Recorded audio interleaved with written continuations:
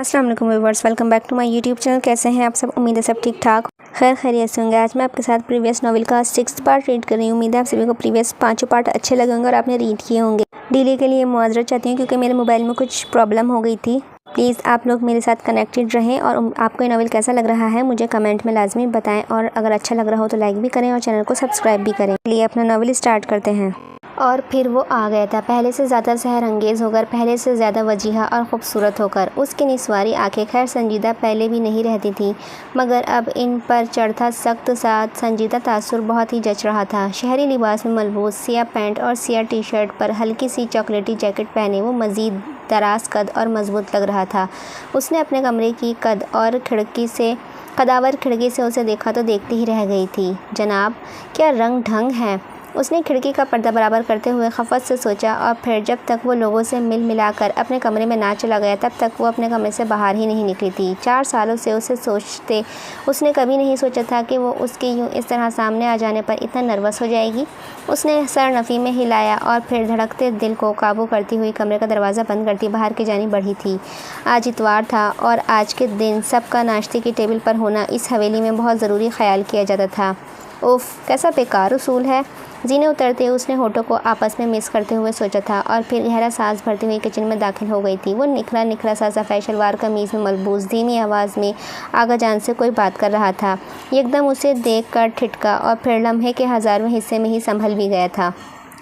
किसी ने इसका ठिठक कर संभलना महसूस किया हो या ना, मगर अमल ने ये सब बहुत सराअत से महसूस किया था और उसकी हथेली इतनी ही तेज़ी से पसीज भी गई थी।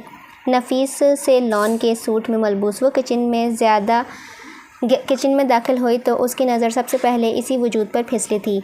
वो बस एक लम्हा था ठिठक कर संभलने का, नज़रों और धड़कनों के हम आहंग होने का और फिर इतनी ही तेज़ी से अपने अपने सिमटे दायरों के जानिब सफ़र करने का। वो सलाम करती अंदर दाखिल हुई और फिर खामोशी से भी जान के साथ जा बैठी थी। वली सरदार बाबा से अब डेरे पर होते मामूलात की बाबत गुफ्तगू कर रहा था, संजीदगी और धीमी सी आवाज़ में। पहले से खासा बड़ा निखरा सा ज़ेरेक और ज़हीन। उसने एक खफगी से निगाहें उस पर उठाई थी और इतनी ही सराअत से नाश्ते की जानिब मुतवज्जा हुई। गाहे बगाहे वो बीजान पर नज़रें डालता मगर अब एक नज़र भी नहीं देखा था। 4 साल कबल वो इससे इतना नहीं झिझकती थी और ना ही इतना गुरेज आड़े आता था। हाँ, अलबत्ता अब जबकि उसने बहुत से माह उसके दूर रहकर गुजारे थे तो ये सब जज्बात उस पर एकदम ही वारिद हुए। वो एक बाएतमाद लड़की थी, हक बोलने वाली और गलत पर आगे वाले को टोक देने वाली। फितरी झिझक और फितरी हया उसमें थी, मगर जब भी कोई गलत कारी उसके सामने आती तो वो ख़ुद को रोक नहीं पाती थी। अमूमन उसके लबों पर खामोशी ही रहती थी, मगर जब वो गुस्से में आकर वो बोलना शुरू करती थी तो फिर एक ही सांस में वे ज़रीक बोले जाती थी। ज़मान अक्सर कहा करते थे कि अमल वैसे कभी भी किसी चीज़ का इजहार नहीं कर सकती, मगर हाँ, अगर उसे गुस्सा दिला दिया जाए तो वो फर बोलने लग जाएगी। अभी भी उसने बामुश्किल चंद निवाले ही जहर मारकर और कुर्सी से उठ गई। तीनों ने बैक वक्त सर उठाकर उसे देखा था। वो उनके ऐसे देखने पर सटपटाई थी। नाश्ता कर लिया तुमने? सबसे पहले आगा जान बोले थे। जी आगा जान। उसके सर हिलाने पर वो ज़रा हैरान हुए। इतनी जल्दी? इससे पहले कि वो कोई जवाब देता भी जान बोल पड़ी थी। ये इसका रोज़ का मामूल है ज़मान, ऐसे ही नाश्ता करती है। ये 1000 दफ़ा कहा है कि नाश्ता ढंग से किया करो, कुछ खाया करो ठीक से, मगर नहीं, ऐसे ही एक दो निवाली लेकर उठ जाती है। एक चिड़िया भी ज़्यादा खाती होगी तुमसे अमल। आखिर में खफा सी निगाह उस पर डाली तो बेसाख्ता ही उसकी निगाहें वली पर फिसली थीं। उसके गाल में पड़ता गड्ढा नुमाया था, मतलब उसने अपनी उमड़ती मुस्कुराहट रोकी थी। दूसरी जानिब ज़मान ने एक अब के कुछ और हैरानी से उसे देखा था। पहले तो ठीक से खाती थी ना, खाना अब क्या हुआ है? ओफ, इसका दिल क्या बस रोने लग जाए। जितना जल्दी यहाँ से निकलना था बात उतनी ही लंबी होती जा रही थी। मैं ज़्यादा खाती हूँ बाबा, अभी भी खाया है, लेकिन अब जितनी भूख लगेगी उतना ही तो खाऊंगी ना, इससे ज़्यादा कैसे खा लूँ? वो रो नहीं रही थी, मगर उसके लगा कि बस अब रोएगी। वली ने नर्म मगर संजीदा निगाहों से उसे देखा था और फिर बीजान की जानिब मुतवज्जा हुआ। कोई बात नहीं बीजान, अभी बीबी को जाने दें, ये बाद में खा लेंगी। दरअसल कुछ लोग होते हैं जिन्हें सुबह ही सुबह भूख नहीं लगती। वो कुछ देर बाद भूख महसूस करते हैं और तब ही ठीक से खा सकते हैं। बीबी ठीक कह रही हैं, वो ठीक तरह से खाती हैं, बस टाइमिंग का फ़र्क है। बहुत स्वभाव से उसने बीजान से कहा, मगर बीजान को तो जैसे मौका ही मिल गया था। ये तुम नहीं जानते इसने अपनी भूख का टाइम खुद ख़राब किया है, इसीलिए अब इसे भूख नहीं लगती। नाश्ता हो, दोपहर का खाना हो या रात का, اسے 100 آوازیں دے کر بلانا پڑتا ہے کھانے کے لیے۔ خود کبھی جو وہ یہ کچن میں جھانک جائے کھانے کے لیے ممکن ہی نہیں ہے۔ عمل اس سارے عرصے میں سر زور زور سے نفی میں ہلا رہی تھی اور ملتجی نگاہوں سے آغا جان کو دیکھ رہی تھی کہ بس اب اور سوال نہیں تو ان سوالوں کے جواب میں ڈانٹ یقینی ہوگی۔ ولی نے لب سمیٹ کر مسکراہٹ دبائی۔ اس کے دائیں گال پر پڑتا ہوا ڈمپل ایک پل کو بھی غائب نہیں ہوا تھا۔ یہ تو بیٹا غلطی ہے آپ کی، کھانا آپ کو وقت پر کھانا چاہیے اور یہ 2-4 نوالوں سے نہیں ہوتا کچھ بھی۔ ایک دفعہ آپ کی قوت مدافعت کمزور ہو گئی نا تو پھر آپ بیمار رہنے لگو گی ہر وقت۔ ایسا نہیں کیا کرو بچے۔ آغا جان نے بہت نرمی سے اسے نصیحت کی تو اس نے سر ہلایا اور غیر محسوس طریقے سے واپس کرسی پر بیٹھ گئی تھی۔ ولی پوری طرح سے ناشتے کی جانب متوجہ ہوا۔ خفا سی عمل نے چائے لینے کے لیے ہاتھ بڑھایا اور پھر چائے کپ میں انڈیلی تھی۔ بھورا سا گرم مایا کپ میں ندی کی صورت گرنے لگا۔ وہ اب پھر سے زمان اور بی جان کے ساتھ مہے گفتگو تھا۔ لو اب جب بیٹھے ہی ہو تو ڈھنگ سے ناشتہ بھی کر لو۔ دوں پراٹھا؟ بی جان کے پوچھنے پر پھر سے سب اسے ہی دیکھنے لگے تھے۔ اس نے آہستہ سے سر اسبات میں ہلا دیا۔ ولی اسے اب اس کی اور بیچارگی نہیں دیکھی جا رہی تھی۔ بی جان یہ پراٹھا مجھے دے دیں، مجھے بہت بھوک لگی ہے۔ آپ کو تو پتہ ہے کہ میں شہر میں آپ کے پراٹھوں کو کتنا مس کیا کرتا تھا۔ بچوں کی طرح کہتا تو بی جان نے ایک پل کے لیے بھی سوچے بغیر مسکراتے ہوئے سنہرا سا پراٹھا اس کی پلیٹ میں رکھ دیا تھا۔ وہ جیسے ہی نورا کو مزید پراٹھوں کے لیے آواز دینے لگی تو وہ ایک دم ہی اٹھ کھڑی ہوئی تھی۔ میں جاتی ہوں بی جان، میں بنواتی ہوں ابھی، پھر کھا لوں گی آپ لوگ کریں ناشتہ۔ اس کے بولنے پر بی جان نے سر ہلایا تو اس کی نظر بے ساختہ ہی اپنے محسن پر پڑی، مگر وہ اسے نہیں دیکھ رہا تھا۔ اس نے قدم آگے کی جانب بڑھائے لیکن دل ہمک ہمک کر اس کی نسوانی آنکھوں کو دیکھنے کی چاہ رہا تھا، مگر نہیں، وہ کیسے موڑ کر دیکھ سکتی تھی۔ مگر پھر اس نے دل کے ہاتھوں مجبور ہو کر پیچھے دیکھا اور پھر جلدی سے آگے بڑھ گئی تھی۔ یہ شخص بنا کچھ کہے سب جان جاتا ہے، اسی لیے تو لوگوں کو اپنا عادی بنا لیتا ہے۔ یہ اس کی عجیب سے انداز میں کوئی ملاقات اب درست سمت میں سفر کرنے لگی تھی، مگر اس سارے عرصے میں اس نے جھجک کے کئی گنا بڑھ گئی تھی، جس سے اب عمل کو الجھن سی ہونے لگی تھی۔ آج السلام علیکم۔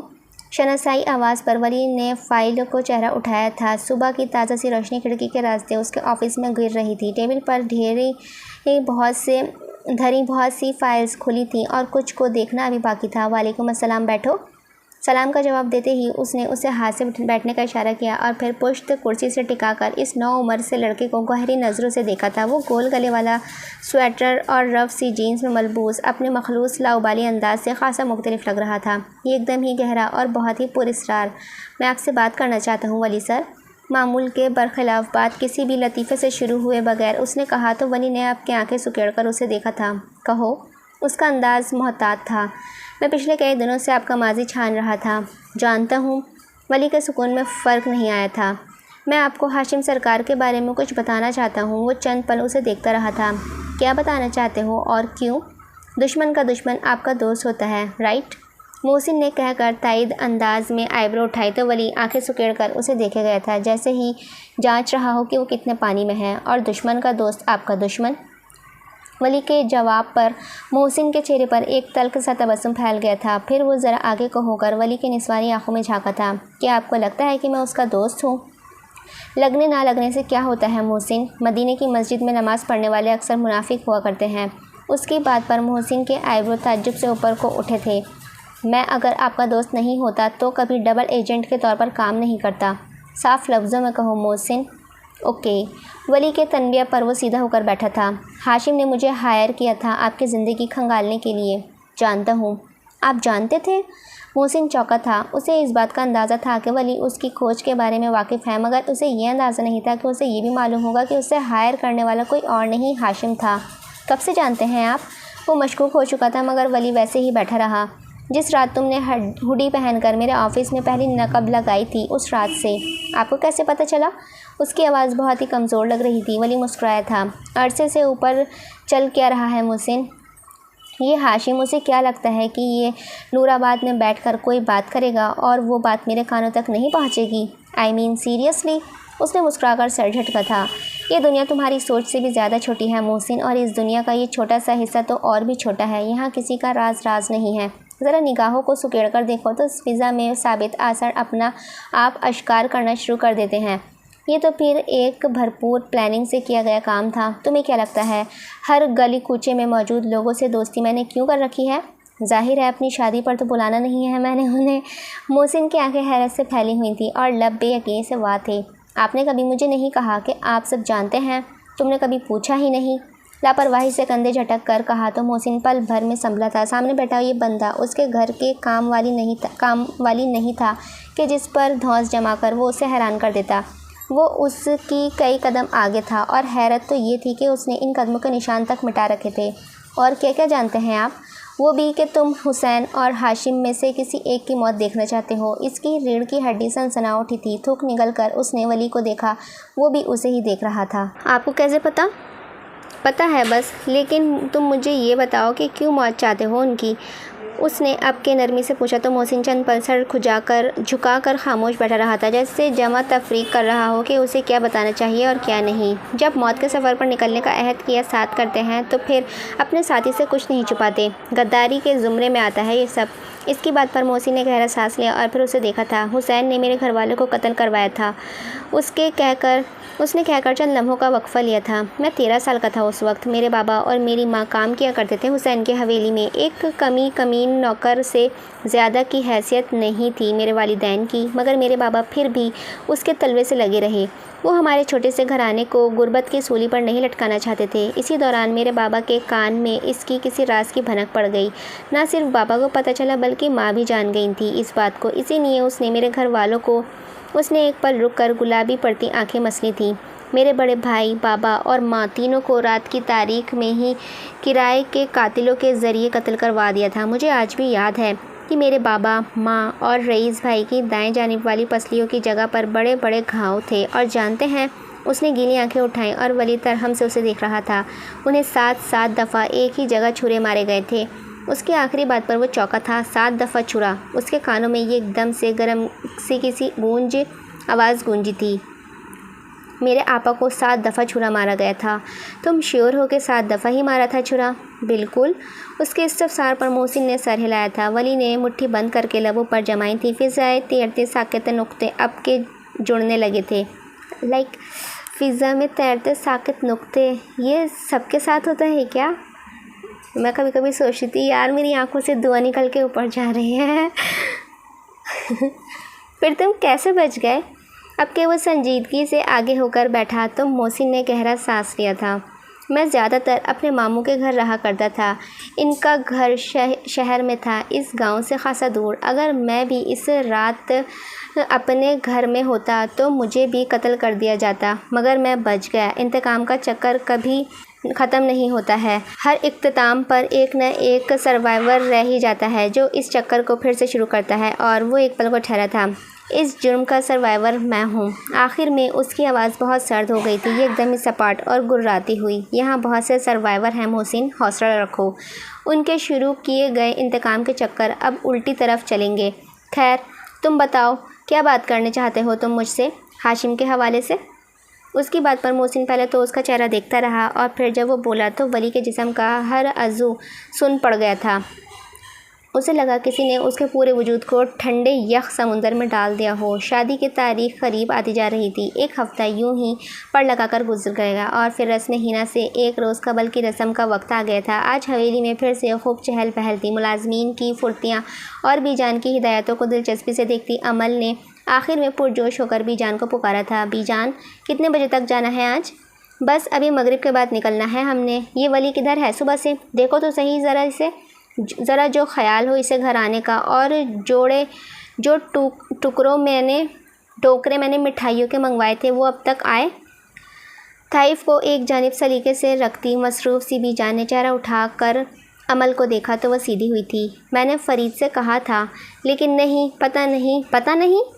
بی جان کی بے یقینی سی آواز پر وہ ایک دم ہی صوفے سے اتری اور کچن کی جانب بھاگی تھی۔ کچن میں ڈھیر مٹھائیاں تھیں، ہار پھول اور نہ جانے کیا کیا الا بلا رکھا ہوا تھا، مگر وہاں مٹھائی کے ٹوکرے ہرگز بھی نہیں تھے۔ اس نے پریشانی سے آگے آ کر دیکھا، مگر ٹوکرے ہوتے تو نظر آتے نہ۔ عصر ڈھلنے والی تھی اور مغرب کا وقت قریب تھا، ایسے میں شہر سے مٹھائی کے ٹوکرے لانے میں بہت وقت لگ جانا تھا، اور بی جان نے یہ کام اسے سونپا تھا۔ خدایا! اس نے گھبرا کر اپنے پیچھے راہداری میں جا کر دیکھا۔ بی جان مصروف سی لاؤنج میں بیٹھی تحائف رکھوا رہی تھی۔ انگلیاں مروڑ کر اس نے رخ دوبارہ سے اندر کی جانب موڑا، پھر ایک فیصلہ کرتی ہوئی باہر آئی تھی۔ کیا ہوا؟ مٹھائی لے آیا فرید؟ اس نے ان کے پوچھنے سے پر اس نے مزید اسبات میں سر ہلایا اور باہر کی جانب بھاگی تھی۔ بی جان اب قدرے اطمینان سے باقی کے کام نپٹا رہی تھیں۔ اس نے یہاں وہاں فرید کو تلاشا کہ اسے جلد سے شہر بھیجے، مگر فرید تو گدھے کے سیر سینگ کی طرح غائب تھا۔ اسی پل حویلی کے گیٹ سے ولی کی کار اندر داخل ہوئی۔ ایک پل کو اس نے چمکتی ہیڈ لائٹس کو دیکھا اور پھر دوپٹہ شانوں پر درست کرتی ہوئی اس کے کار کی جانب بھاگی تھی۔ وہ جو دروازہ کھول کر اپنے خیالات میں الجھا ہوا اسی کی طرح آتے دیکھ کر قدرے چونکا تھا۔ ولی! اس نے سانس لیا۔ بھاگنے کی وجہ سے اس کا سانس پھول گیا تھا۔ ولی نے ایک نظر حویلی کی داخلی دروازے پر ڈالی اور پھر اسے دیکھا تھا۔ اندر چل کر بات کرتے ہیں بی بی۔ اس کا انداز محتاط تھا، مگر عمل نے جلدی جلدی نفی میں سر ہلایا تھا۔ ہم ابھی اندر نہیں جا سکتے۔ بی جان نے مجھے ایک کام کہا تھا اور میں نے وہ کام فرید سے کرنے کو کہا، مگر وہ کہیں اور مصروف ہو گیا ہے اور وہ کام رہ گیا۔ ولی! بی جان کو پتہ چل گیا نا تو وہ وقت سے پہلے ہی میری شامت لے آئیں گی، اس نے روحانسی ہو کر کہا تو اس کی پیشانی پر بل پڑے تھے۔ کیسا کام؟ اور فرید کو بولنے کی کیا ضرورت تھی؟ مجھے کیوں نہیں کہا آپ نے؟ بولیں، کون تنگ کر رہا ہے آپ کو؟ اس کے برہم سے استفسار پر عمل جو کچھ کہنے لگی تھی ایک دم ہی رک گئی تھی۔ تنگ؟ کوئی کیوں تنگ کرے گا مجھے؟ اس نے حیران ہو کر اس سے پوچھا تو ولی جو غصے میں ابھی بھی کچھ کہنے لگا تھا یہ ایک دم ہی رک گیا۔ کوئی تنگ نہیں کر رہا آپ کو؟ پھر کیا کسی نے بلیک میل کیا ہے؟ اوفو! عمل نے جلدی سے اسے روکا تھا۔ ولی مجھے کوئی تنگ نہیں کر رہا اور نہ ہی کسی نے مجھے بلیک میل کیا ہے۔ میں بس آپ سے یہ کہہ رہی ہوں کہ مجھے شہر سے 1-2 ٹوکرے مٹھائی کے لا دیں، بہت اچھی سی پیکنگ میں۔ مٹھائی؟ وہ ایک پل کو ٹھہرا تھا۔ جی ہاں، آپ کو پتہ نہیں کون سی باتیں لے کر بیٹھ گئے ہیں؟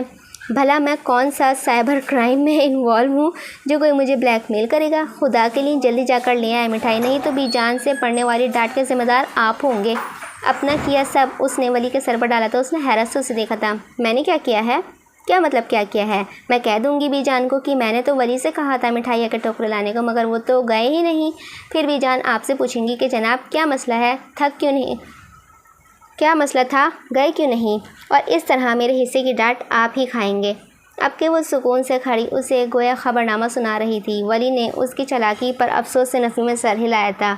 غلط کہتے ہیں لوگ آپ کو معصوم۔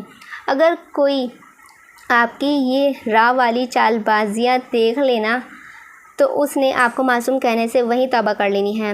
وہ اب دوبارہ سے ملال کے ساتھ کہتا ہوا گاڑی کا دروازہ کھول کر اندر بیٹھ رہا تھا۔ وہ اس کی بات پر بے ساختہ ہی ہنس دی۔ جب وہ گاڑی نکال لے گیا تو اس نے مسکرا کر سر جھٹکا تھا اور اندر کی جانب پڑی تھی۔ بہت سے لوگوں کو بڑی غلط فہمیاں تھیں اس کے بارے میں۔ ہاں جی، آپ لوگوں کو بھی ہیں۔ عمل مصروف ضرور تھی، معصوم ضرور تھی، مگر وہ بیوقوف ہرگز بھی نہیں تھی۔ اسے بھی لوگوں کو باتوں سے گھیرنا آتا تھا، انہی کے الفاظ ان کے منہ پر لوٹا کر ان کا ذائقہ چکھانا بھی آتا تھا، مگر وہ اس سب کا اظہار کھلم کھلا نہیں کرتی تھی۔ کوئی اس کا ریڈ زون کراس کرتا تو اسے انہیں ہاتھ سے پکڑ کر دائرہ دے کر باہر نکالنا آتا تھا۔ وہ عمل زمان تھی، ایک انتہائی باریک بین اور ظریف سی لڑکی، کیونکہ لوگ بھول جاتے ہیں کہ جس جنگل میں ولی نے سروائیو کیا تھا عمل بھی اسی گہرائیوں میں بڑی ہوئی تھی۔ وہ بھی حویلی کے سیاستوں کی بچپن سے جھیلتی ہوئی آئی تھی۔ اسے بھی حویلی والوں کے انداز و اعتبار آتے تھے، اسے بھی سب آتا تھا، مگر کیا کیا جاتا۔ آگے بڑھتی عمل نے ایک بار پھر مسکرا کر سر جھٹکا تھا۔ جب لوگ ہی اسے چھوٹی سی لڑکی سمجھ کر آگے بڑھ جاتے تھے تو وہ بھی ان کی غلط فہمیوں کو دور نہیں کیا کرتی تھی۔ بھلا اگر کوئی اس سے متاثر ہو رہا تھا تو اس میں اس کا کیا جاتا تھا؟ آخر میں معصومیت سے شانے اچکائے تھے۔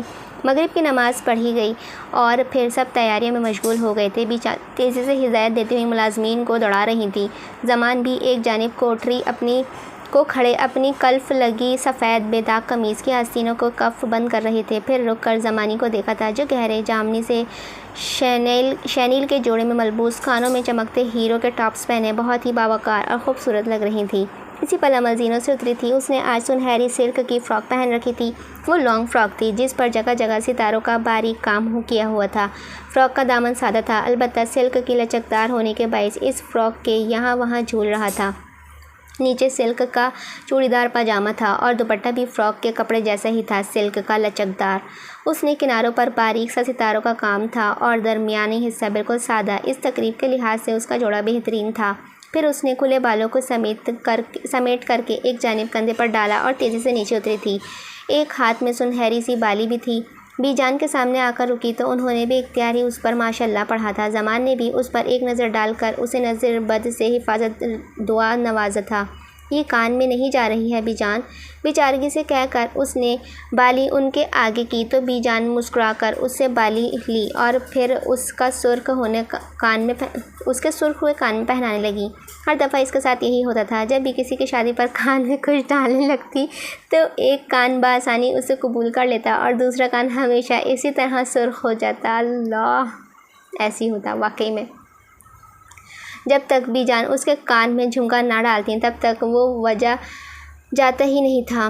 انہوں نے نرمی سے اس کے کان کی لو پکڑی اور پھر بالی اندر ڈال دی۔ 1 سیکنڈ بھی نہیں لگا تھا اس نے سکون کا سانس لے کر اپنے دکھتے کان کو لو کو ہلکا سا دبایا تھا۔ تم نے مٹھائی منگوا لی تھی نا؟ کہاں رکھی ہے؟ نکال کر دو مجھے، وہ گاڑی میں رکھوانی ہے۔ ان کے کہنے پر اس نے مسکراہٹ دبائی اور پھر کچن کے سمے دیکھا تھا۔ کچن میں ہی رکھی ہے بی جان، معصومیت سے گھنی پلکوں کو جھپکا کر کہا تو بی جان نے اسے مشکوک سا دیکھا تھا، لیکن جب میں نے دیکھا تھا تو کچن میں مٹھائی کا ٹوکرا رکھا ہی نہیں تھا۔ ٹوکرا تو ولی رکھ رہا تھا۔ وہ ایک دم ہی گڑبڑائی تھی مگر پھر فوراً سنبھلی تھی۔ پوچھا آپ نے اس سے کہ اس نے وہ کیا کر رہے تھے اس مٹھائی کا؟ ہاں میں نے پوچھا تو اس نے کہا کہ تھوڑی مٹھائی کم ہو گئی تھی اور فرید کو ذرا کام تھا تو امل بی بی نے مجھے بھیج دیا، بی جان نے عام سے انداز میں کہہ کر رخ دروازے کی سمت پھیرا تھا۔ حسن تایا اور ان کا سارا گھر اسی پل داخلی دروازے سے اندر کی داخل ہوا تو وہ ان سب کی طرف متوجہ ہو گئے تھے۔ چونکہ حسین احمد کی حویلی ان دونوں حویلیوں سے فاصلے پر تھی اور جانا دونوں گھرانوں کو ادھر ہی تھا تو طے یہ پایا تھا کہ سب ایک ساتھ ہی جائیں گے۔ اس نے ولی کی دی گئی جواب پر مسکراہٹ دبائی تھی اور پھر آگے بڑھ کر نازیہ اور ارجمند تائی سے گلے ملی تھی۔ اس واقعے کو ہفتہ ہونے والا تھا، اسی لیے تائی کی سرد مہری اگرچہ تھی مگر کم تھی۔ گھر میں ایک دم سے افراتفری سی مچ گئی تھی۔ بہت سے مہمان بھی تھے جو اسی وقت گھر میں داخل ہوئے تھے۔ اس نے جلدی سے رخ زینوں کی جانب پھیرا تھا اور پھر فراک کو دونوں ہاتھوں میں اٹھاتے ہوئے ننگے پیر یک زینوں پر رکھتی اور اوپر بھاگتی گئی تھی۔ اس کے کھلے سیاہ بالوں پر جھول رہے تھے، کمر پر جھول رہے تھے اور دوپٹہ ایک جانب سے نیچے کو لٹکتا زینے چھوتا اس کے ساتھ ساتھ اوپر جا رہا تھا۔ نیچے کھڑے نفیس نے مسکرا کر امل کو اوپر جاتے دیکھا تھا اور پھر ایک کمینی سی مسکراہٹ لیے اس کے پیچھے زینے چڑھتا ہوا اوپر جا پہنچا تھا۔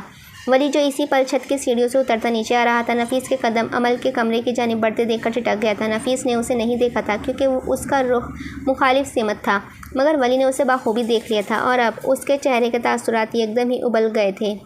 اس نے کمرے میں آ کر جلدی سے بالوں میں برش پھیرا اور جیسے ہی بال کمر پر ڈالے ہاتھ سے برش چھوٹ کر گرتے گرتے بچا تھا۔ نفیس دروازہ نوک کیے بغیر ہی کمرے میں داخل ہوا اور پھر بڑی سہولت کے ساتھ اس نے دروازہ مڑ کر بند بھی کر دیا تھا۔ وہ جو اسے سنگار آئینے کی میں ساکت دیکھ رہی تھی ایک دم ہی پلٹی تھی۔ سفید شلوار قمیض میں ملبوس نفیس کا قد عمل کے ذرا اونچا تھا، نقوش بالکل نازیہ جیسے تھے، واجبی سے قابل قبول۔ تم میرے کمرے میں کیا کر رہے ہو؟ اس نے غصے سے کہہ کر اپنا دوپٹہ شانوں پر درست کیا تھا۔ وہ خاصی غیر آرامدہ ہو گئی تھی۔ نیچے کا شور اوپر اس کے کمرے کے بند دروازوں کے پار بھی سنائی دے رہا تھا۔ اس کی تو آواز بھی کوئی نہیں سنے گا اگر جو نفیس نے کوئی غلط حرکت کی تو۔ وہ دھڑکتے دل کے ساتھ 2 قدم پیچھے ہٹی تھی مگر نفیس انتہائی لطف اندوز ہوتا آگے بڑھا تھا، پھر ایک دم ہی ایک قدم پر رک گیا تھا۔ آج بہت حسین لگ رہی ہو، کچھ خیال کیا کرو، رحم کرو مجھ پر۔ اتنا ہوش ربا سا حسن لے کر سامنے آؤگی تو کس کمبخت کا صبر ہوگا بتاؤ۔ اس نے بے ساختہ ہی اس کے سیاہ بال چہرے سے ہٹانے کے لیے ہاتھ بڑھایا تو وہ کرنٹ کھا کر پیچھے ہٹی، پھر اس کی جرت پر اس سے بل کھا کر دیکھا تھا۔ آئندہ اس طرح کی گھٹیا حرکت کی تو میں تمہاری شکایت اگر جان سے کر دوں گی، سمجھے؟ ابھی کے ابھی نکل جاؤ میرے کمرے سے۔ آئی سیڈ گیٹ لاسٹ، دہاڑ سے کہا مگر نفیس نے تو سنا ہی نہیں تھا۔ ہنستا ہوا 2 قدم مزید قریب آیا تھا تو وہ خراب ہوتے دل کے ساتھ پیچھے ہٹی تھی۔ مارو چلو، اسی بہانے تم مجھے چھو گی تو صحیح۔ اس نے بے یقینی سے اس کی خباثت کے لبریز نگاہوں کو دیکھا تھا تو اس کا جسم لرز کر رہ گیا تھا۔ میں نے کہا کہ ابھی کے ابھی نکلو میرے کمرے سے، دفع ہو جاؤ یہاں سے، نکلو۔ اس نے لرزتی آواز میں بامشکل کہا تو دل بہت ہی تیزی سے دھڑک رہا تھا۔ آج نہ آؤ بھلے ہی ان آنتوں میں، مگر کل جب میری دلہن بن کر میرے کمرے میں آؤ گی تب مجھے روکنے والا کوئی نہیں ہوگا۔ اس نے ایک انکشاف تھا جو عمل پر کیا تھا۔ ایک پل کو اس نے ٹہر کر اسے دیکھا اور پھر گررائی تھی، میں کبھی بھی تم سے شادی نہیں کروں گی، مر جاؤں گی، مرنا پسند کروں گی، مگر تمہاری دلہن کبھی نہیں بنوں گی میں، سمجھے؟ اب دور ہٹو، دفع ہو جاؤ یہاں سے۔ نفیس ابھی اسے کچھ اور بھی کہنے لگا تھا کہ کسی نے اس کا گریبان پکڑ کر پیچھے کو گھسیٹا تھا۔ ولی کی خوفناک حد تک سپاٹنے سواری آنکھیں دیکھ کر عمل کا دل رکا تھا۔ اسے بغیر دیکھے پتہ تھا کہ اس کا رنگ فک ہو گیا ہے۔ نفیس نے بھی پیچھے والے کی جرت پر بے یقینی سے دیکھا تھا اور ایک پل کو ولی کا چہرہ دیکھ کر اس کا اپنا رنگ بھی نچڑ کر رہ گیا تھا۔ ولی نے جمے دانتوں کو مزید پیسا اور اسے پوری قوت سے پیچھے گھسیٹ کر دیوار کی جانب دھکا دیا تھا۔ سیاہ قمیض کی آستین اس نے ہمیشہ کی طرح کونیوں تک موڑی ہوئی رکھی تھی اور ان سے کثرتی بازو نکل رہے تھے جن پر نسوں کا جال मुट्ठी बंद होने की वजह से नुमायां था। फिर नफीस को कोई भी मौका दिए बगैर ही वो आगे बढ़ा था और पेशवारी चप्पल ज़ोर से उसके घुटने पर मारी थी। नाजुक जगह पर लगने की वजह से नफीस बेसाख्ता ही झुका तो उसने उसका गिरेबान सख्ती से पकड़कर उसे सीधा किया था। जब कोई लड़की कहे कि उससे दूर हो जाओ तो अखलाकी दायरा का यही कहता है कि उससे दूर हो जाना चाहिए, मगर फिर अगर ऐसे लोग ना माने तो गैरत का दायरा कहता है कि मार मार कर उनकी शक्ल बिगाड़ देनी चाहिए। उसने दोबारा से ज़ख्मी हुए घुटने पर अब की पूरी कुव्वत से पेशवारी चप्पल की नोक मारी तो वो बिलबिलाकर नीचे झुका था। उसे लगा उसके घुटने से खून आ गया है। अमल अब तक सांस रोके उसे ही देख रही थी। दिल था कि धड़कन भूल गया था और वो मोम सा मुजस्समा बनी उसके तेज की हिद्दत से पिघलने लगी थी। नफीस ज़रा संभल कर सीधा हुआ तो वली ने फिर से उसी घुटने पर एक और लात मारी थी और अब के वो पूरा बैठ गया था। उसके घुटने का से खून निकलकर उसके सफ़ेद से लिबास को ज़रा दागदार कर गया था। आइंदा अगर मैंने तुम्हें बीबी के आसपास देखा तो तुम अभी मुझे जानते नहीं हो। ऐसी जगह मारूंगा, मारकर लाश फेंक दूंगा कि तुम्हारी सारी उम्र तुम्हारे घर वाले तुम्हें ढूंढते रहेंगे, मगर उन्हें लाश तो क्या तुम्हारी एक हड्डी भी नहीं मिलेगी। वो बहुत सर्द लहजे में बोलता अमल की रगों में बहते लहू को सर्द कर गया था। इसकी आवाज़ ऊंची नहीं थी, मगर इसके लहजे की फंकार से उसका सारा कमरा सुनसान हो गया था। नफीस बामुश्किल खड़ा हुआ था। उसने रुख अमल की जानिब फेरा और फिर पूरी कुव्वत से घूमकर इस सख्त सा मुक्का जबड़े पर मारा तो नफीस के सर पर सारी हवेली पल भर को घूम कर रह गई थी। वो लड़खड़ा कर दीवार से जा लगा था, फिर अपने होठों से बहते खून को हाथ से छुआ और सर उठाकर बेयकीनी से वली को देखा था। तुमने मुझे मारा? उसकी आवाज़ में हद दर्जा हैरत थी। वली एक कदम चलकर उसके ऐन सामने रुका था, फिर उसकी आंखों में अपनी आंखें गाड़ी थीं। नहीं, औरतों के सामने हाथ नहीं उठाता मैं। ये तुम्हें मारा नहीं है, मैंने सिर्फ तुम्हें जगाया है। अभी तुम नीचे जाओगे बहुत शराफत से, और अगर तुम्हारे मुँह से अब इस बात की भाप भी निकली तो मुझे पता है कि टांगों पर मार मार कर मज़ीद कैसे किया जाता है, माजूर कैसे किया जाता है। उसके कंधों पर हाथ मारकर अनदेखी सी गिर्द झाड़ी तो नफीस खौलता हुआ उसका हाथ झटक कर दरवाजे के बाहर की जानिब बढ़ गया था। जाते जाते उसने एक काटदार निगाह अमल पर डालनी चाहिए, मगर वली दरमियान में खड़ा था। अमल पीछे कहीं छुप गई थी। दरवाज़ा बंद किया तो वली उसके जानिब पलटा था। वो अब तक दीवार से लगी साकत सी उसे ही देख रही थी। आप ठीक हैं? उसके पूछने पर उसने बामुश्किल सर हिलाया, मगर आंखों से आंसू बेसाख्ता गिर पड़े थे। वली ने उबलते गुस्से को बालों में हाथ फेर कर काबू किया और फिर गहरा सांस लेकर उसे देख रहा था। ठीक है ना आप? उसने फिर से सर हिलाया था, मगर आंखों से बहते आंसू अब तेज़ी के साथ चेहरे पर लुढ़क रहे थे। रो क्यों रही हैं आप? बेबसी से पूछा तो अमल ने फ़ौरन ही हथेलियों से गाल रगड़े थे। नाक और आंखें गुलाबी होकर दहक रही थीं। एक तो सुनहरे रंग का लिबास पहन रखा था, ऊपर से इसका ये रोया रोया हुस्न। वली ने गहरे सांस लेकर उससे रुख फेरा था। कुछ नहीं हुआ, ओके, सब ठीक है। अगर ये आइंदा ऐसे करे तो मुझे बताइएगा, मैं इसकी टांगें तोड़ दूंगा। बस अब रोइए नहीं, चलें आंसू साफ करें अपने। खौफज़दा हुई अमल ने उसकी नरमी से कहने पर ख़ुद को संभाला, गहरे गहरे सांस लेकर ख़ुद को नॉर्मल किया, मगर पता नहीं क्यों उसे रोना आए जा रहा था। अगर वली वक्त पर ना आता तो उसे इसके आगे सोचकर भी उसका दिल लरज़ रहा था। बीबी, वो कुछ कहते कहते रुका तो उसने सर उठाकर उसे देखा था। हाँ, उसे सर उठाकर ही देखना पड़ता था। वो उससे खासा लंबा था। ये बाल इन्हें बांध लें। घर में ठीक है, मगर बाहर जाते हुए इनका खुला रखना ठीक नहीं है। इसे मैं लाता हूँ किसी को, वो आपके बाल बना देगी। उसने कहकर रुख एकदम ही बाहर की जानिब मोड़ा तो वो दम से बेड पर बैठी थी। कदमों से गोया जान ही ख़त्म हो गई थी। हाथ बेजान से गोद में पड़े थे और जिस्म होले होले काँप रहा था। कुछ देर बाद वली ने कमरे का दरवाज़ा खोला तो कांता झिझकती हुई कमरे में दाखिल हुई थी। जैन भी उसके साथ ही था। अमल ने बेयकीनी से कांता को देखा था। अमल बीबी के बाल संवार दे कांता, इनकी कुछ तबीयत ठीक नहीं है। मैं नीचे इंतज़ार कर रहा हूँ आप दोनों का, उसने कहा और कमरे का दरवाज़ा बंद करता हुआ बाहर की जानिब बढ़ गया था। कांता पहले उसके करीब आई, फिर उसका मुरझाया हुआ सा चेहरा देखकर मुस्कुराई थी। आप ऐसे बिल्कुल भी अच्छी नहीं लगती हो अमल। वो हंसती मुस्कुराती चहकती हुई अमल अच्छी लगती है। चलो बैठो सिंगार में इसके आगे, मैं बाल बनाऊँ तुम्हारे। उठो शाबाश।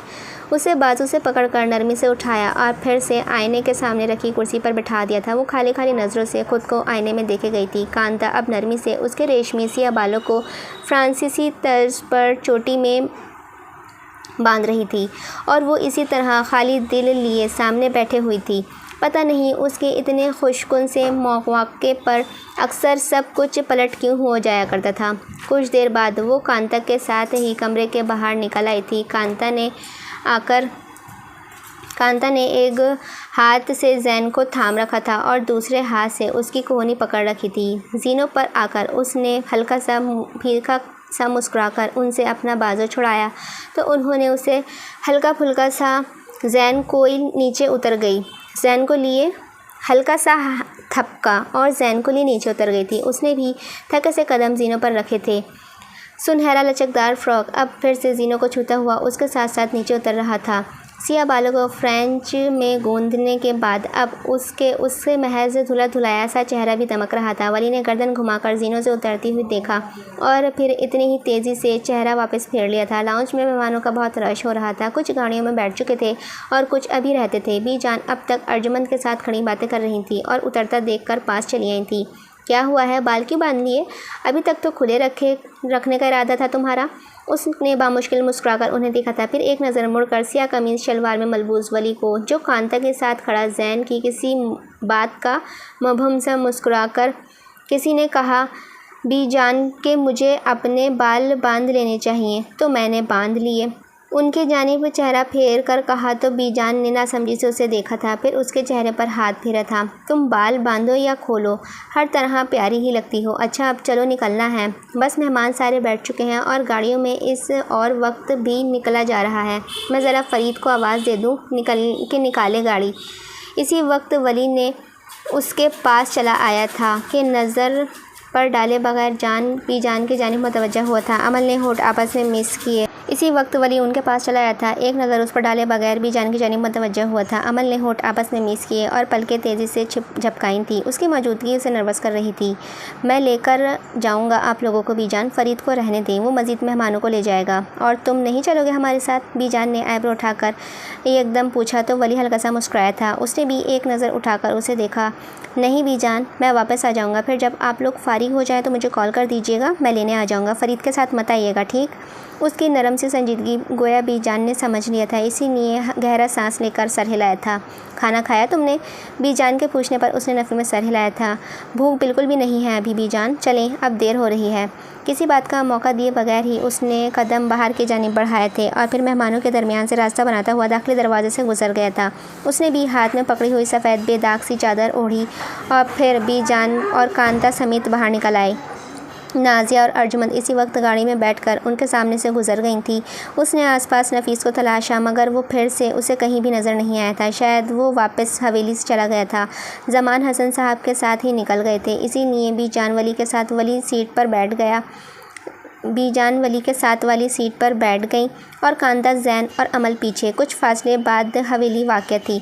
उसने रश के बाइस कार बाहर ही रोक ली थी। फिर जब बहुत सी गाड़ियां पोर्च में दाखिल हुईं तो उसने भी कार आगे बढ़ा दी थी। बीजान फ़ौरन ही उतर गई थी। कांता और जैन भी उन्हीं के साथ उतर आए थे मगर अमल, वो जैसे ही बाहर निकलने लगी वली की आवाज़ ने उसे रोक लिया था। ख्याल रखिएगा अपना, कोई भी मसला हो तो मुझे फ़ौरन इत्तला करें, ठीक? और वो अमल बीबी, एक बात हमेशा याद रखिएगा कि हर किसी से बात नहीं की जाती है। हर कोई बातों से समझने वाला नहीं होता। कुछ लातों के भूत होते हैं, गरम हाथ खाए बगैर उनके दिमाग में नहीं घुसती बात उनके दिमाग में नहीं घुसती। अगर आइंदा कभी भी कोई भी इंसान आपको परेशान करे या फिर आपको कोई काम हो, कोई सा भी, कानूनी या गैर कानूनी, आप मेरे पास आएंगी, मुझे कहेंगी सब कुछ, चाहे फिर आला सले हो या रात का आखिरी पहर, अली सुबह हो या फिर रात का आखिरी पहर। मेरे या फिर सरदार बाबा के अलावा कहीं भी जाने की ज़रूरत नहीं है आपको, ठीक? और एक बात और, वो जो धीमी सी सर्द आवाज़ में सामने लगे शीशे के पार देखता कह रहा था, रुक सा गया था। वो तो सांस रोक से सुन रही थी। कोई और वक्त होता तो वो इस बात पर हंस देती या फिर इसकी इतनी परवाह करने पर उसका दिल फड़फड़ा जाता, मगर अभी उसके साथ बैठने से उसका दम निकल रहा था। ये बाल इन्हें ऐसे ही बांध कर निकला करेंगे घर से। ओफो, उसने बामुश्किल आंखें झपकाकर आंसू पीछे धकेले और फिर गाड़ी से निकल आई थी। वो वहीं जा खड़ी हुई थी जहाँ से चली थी। जितनी मुश्किल से उसने अपने और वली के दरमियान खड़ी बर्फ़ सी दीवार को घुराया था, वो इतनी ही तेज़ी से इन दोनों के दरमियान फिर से आ खड़ी हुई थी। इसकी बेपनाह झिझक फिर से ऊद आई थी और अब उसके सामने बात करना भी उसके लिए फिर से मुहाल होने लगा था। वली ने इसे पोर्च से अंदर तक जाते देखा और फिर गाड़ी वहाँ से निकाल लाया था। रास्ता अब तक वैसा ही सुनसान पड़ा था। वापसी पर अपने कार पोर्च में खड़ी करने के बाद वो سبزہ زار پر بنے درمیانے دروازے سے حسن احمد کی حویلی کے اندر بڑھا تھا۔ اس کا چہرہ حد درجہ سپاٹ تھا اور نسوانی آنکھیں غصے سے دہک رہی تھیں۔ گردن کے گرد لپٹتے شال کو اس نے ہاتھ سے کھینچ کر اتارا اور پھر لاؤنج میں آ کر ایک صوفے پر شال ڈال دی تھی۔ ساری حویلی سنسان پڑی تھی، یخ برف سی۔ اس نے خفت سے ہو کے نقشے کے تحت زینے تیزی سے پھلانگے اور کسی بھی وقت دقت کے بغیر نفیس کے کمرے کا دروازہ دھاڑ سے کھولا تھا۔ وہ جو بیڈ پر بیٹھا اپنے گھٹنے پر آئے زخم کو پٹی سے لپیٹ رہا تھا، بے یقینی سے سر اٹھا کر دروازے کی جانب دیکھا تھا۔ سب گھر والے تو جا چکے تھے، پھر اب اور ولی کو دروازے میں یہ سادہ دیکھ کر اس کا اوپر کا سانس اوپر اور نیچے کا نیچے رہ گیا تھا۔ جب وہ دوبارہ اپنی طرف سبزہ زار کی طرف بڑھا تو بھوری شال اس کے ایک ہاتھ میں تھی اور دونوں ہاتھوں کی اوپری جلد پھٹی ہوئی تھی۔ پھٹی جلد سے نکلا خون وہیں جم گیا تھا، مگر وہاں درد کسے ہونا تھا؟ کمرے میں آ کر اس نے شال ایک جانب ڈھیلی کی اور پھر واش روم کی جانب بڑھ گیا تھا۔ اپنے کمرے میں موجود نفیس زمین پر کر رہا تھا ہوا لوٹ رہا تھا۔ اس کے چہرے پر جا بجا تازہ زخموں کے نشان تھے اور پسلیوں پر پڑے زوردار مکے سے اس کی پسلیاں لگتا ہے اب درد سے ٹوٹ جائیں گی۔ گرم پانی کا شاور لے کر اس کی طبیعت سے فرسٹریشن کافی حد تک چھٹ گئی تھی۔ نم بالوں کو اس نے سر ہلا کر جھٹکا تھا اور پھر دھلے بالوں کو تولیوں سے رگڑتا ہوا شیشے کے سامنے آ کھڑا ہوا تھا۔ اسی پہر اس کا فون بجا تھا۔ نمبر دیکھ کر اس کے چہرے کے تاثرات بدل گئے تھے۔ سخت سے چہرے پر یکدم ہی نرمی ابھری تھی۔ فون کان سے لگا کر اس نے آگے والے کی بات سنی تو ایک پل کے لیے سارا وجود ہی سن پڑ گیا تھا۔ کرم، کیا ہوا ہے کرم کو؟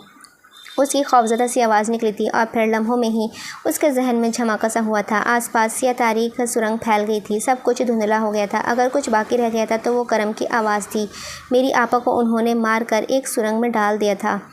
بے تحاشا تیز ہوتے تنفس کی پرواہ کیے بغیر ہی اس نے ڈریسنگ ٹیبل سے چابیاں جھپٹیں اور باہر کی جانب بھاگا تھا۔ اس کا دل خوف سے سکڑ رہا تھا۔ تیزی سے ڈرائیو کرتا ہوا وہ اسی تاریک سرنگ کی جانب بڑھ رہا تھا جس میں کبھی اسے مار کر ڈالا گیا تھا۔ نہیں اللہ، اب نہیں۔ اس کے لب مسلسل بڑبڑا رہے تھے، اوپر والے سے التجا کر رہے تھے کہ بس اب اور نہیں، اب اس میں اور کسی کا قتل دیکھنے کی ہمت نہیں ہے، نہیں اب اور ظلم نہیں۔ مگر ایک انجانا سا خوف تھا جس سے اس کا جسم سن پڑتا جا رہا تھا، دل بند ہو رہا تھا اور اب ہونٹ بے تحاشا ہی لرز رہے تھے۔ اس کی گاڑی ایک جھٹکے سے سرنگ کے پار رکی تھی اور وہ اس سے بھی زیادہ تیزی سے کار سے نکل کر اندر سرنگ کی جانب بھاگا تھا۔ سرنگ تاریک تھی، بے تحاشا تاریک، سیاہ اورینج، مگر کسی کی ہچکیوں کی آواز اس کا دل پل بھر کو سکڑ کر پھیلا تھا۔ ہاں وہ کرم ہی تھا، خون میں لت پت، ہاتھوں سے گہرے زخموں کو دبا کر خون روکنے کی ناکام کوشش کرتا ہوا وہ بھاگ کر اس کے پاس پہنچا۔ کرم بری طرح کانپ رہا تھا، خون بہت زیادہ بہہ جانے کی وجہ سے اس کی جان اب ختم ہونے کو تھی۔ یہ کیسے ہوا کرم؟ چلو تمہیں اسپتال لے کر چلوں۔ اسے آگے بڑھا کر اٹھنے لگا مگر اس نے اسے روک دیا تھا۔ نہیں ولی سر، میرا وقت آ گیا، اب کوئی کچھ نہیں کر سکتا۔ میں نے پھولتی سانسوں کے درمیان اس نے کہا تھا۔ ولی نے اس کے زخم کو اپنے ہاتھوں سے دبایا ہوا تھا جس کی وجہ سے اس کا اپنے ہاتھ بھی خون سے بھر گئے تھے۔ اپنی آپا کا بدلہ لینے کی کوشش کی مگر میں نہیں کر سکا۔ وہ شاید رو رہا تھا۔ ولی کی آنکھیں تکلیف سے جلنے لگی تھیں، گھٹنوں کے بل بیٹھا وہ تقریباً اس پر جھکا ہوا تھا اور اس کی بات سننے کی کوشش کر رہا تھا۔ سر میری اب بدلہ ان سے ضرور لیجیے۔ اور بس اس کا کانپتا وجود ایک دم سے ہی رک گیا تھا۔ ولی کی آنکھیں ساکت ہو گئی تھیں۔ اس نے اسے خوف زدہ ہو کر ہلایا تھا۔ کرم اٹھو، کرم بات کرو مجھ سے کرم۔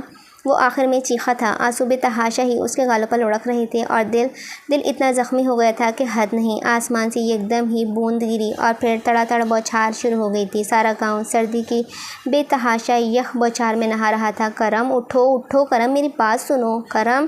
خون میں لت پت ہاتھوں سے اس نے اس کا چہرہ تھپتھپایا مگر کرم اگر اٹھ سکتا تو پھر آخر غم ہی کس بات کا تھا۔ وہ بے ساختہ ہی اس کے ساتھ بیٹھ گیا۔ اس کا ہاتھ اپنے ہاتھوں میں لے کر اس نے پیشانی پر اس کا ہاتھ رکھا اور پھر بچوں کی طرح پھوٹ پھوٹ کر رو دیا تھا۔ اس کے اندر تکلیف کا ایک سمندر تھا جو بے قابو ہونے لگا تھا۔ میں جب مر جاؤں گا نا سرکار تو اوپر والے سے ضرور پوچھوں گا کہ وہ اتنے ظلم پر خاموش کیوں رہا۔ میں پوچھوں گا اس سے، مجھے بڑے شکوے ہیں۔ سیاہ رنگ میں اس کی آواز گونجنے لگی تھی۔ ولی اب تک اس کے پاس بیٹھا رو رہا تھا۔ اس نے دیر کر دی، اگر وہ وقت پر پہنچ جاتا تو اسے بچا لیتا۔ ایک پورے خاندان کی زندگی تباہ ہو گئی۔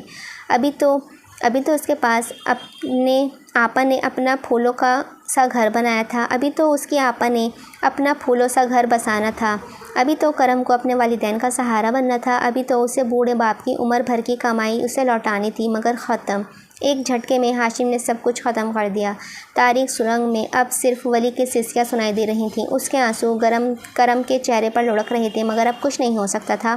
اس ظلم پر تو آسمان بھی رو رہا تھا اور زمین کے مردوں کی دہائی دور تک سنائی دیتی تھی، مگر ہاں، جس نے ظلم کیا تھا وہ ہاشم نے جوس کا گلاس حسن شاہ کے گلاس سے ٹکرایا تھا اور پھر اطمینان سے گلاس لبوں کو لگا لیا تھا۔ اس کے وجود میں آج کل عجیب سی سرشاری پھیلی ہوئی تھی، کیونکہ اس کے راستے کے سارے پتھر اب ایک ایک کر کے ہٹتے جا رہے تھے، پہلے ولی اور اب یہ کرم۔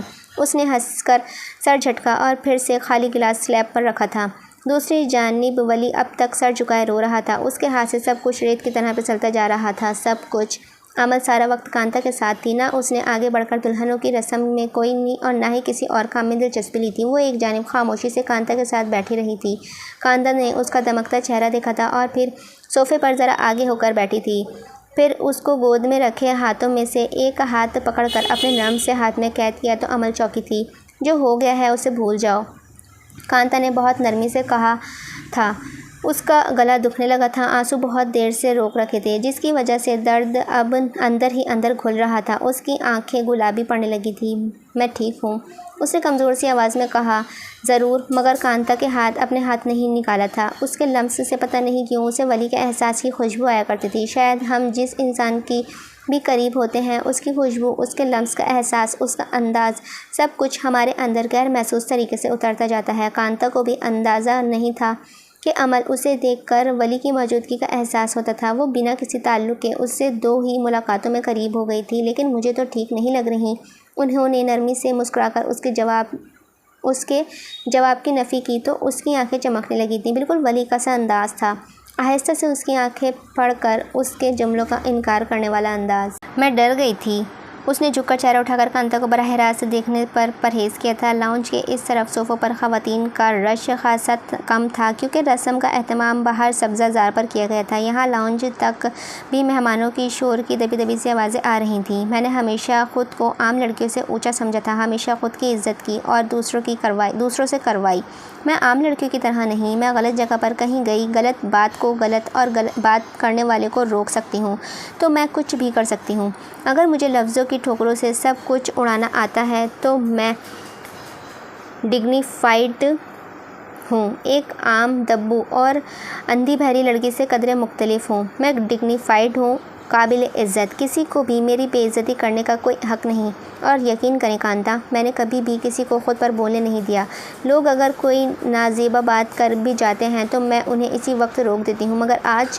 اس نے گیلی سانس اندر کو کھینچی تھی۔ کانتا نرمی سے اسے دیکھ رہی تھی۔ آج اس نے مجھ سے کہا کہ ہر کسی نے بات نہیں کی جاتی، ہر کوئی بات سے سمجھنے والا نہیں ہوتا۔ وہ اتنی جلدی سمجھ گیا اور میں ساری زندگی سے اسی ذام میں ہوں کہ میں اپنے لفظوں سے کچھ بھی کر سکتی ہوں، کسی کو بھی روک سکتی ہوں، کسی کو بھی انجام تک پہنچا سکتی ہوں، مگر میں غلط تھی کانتا۔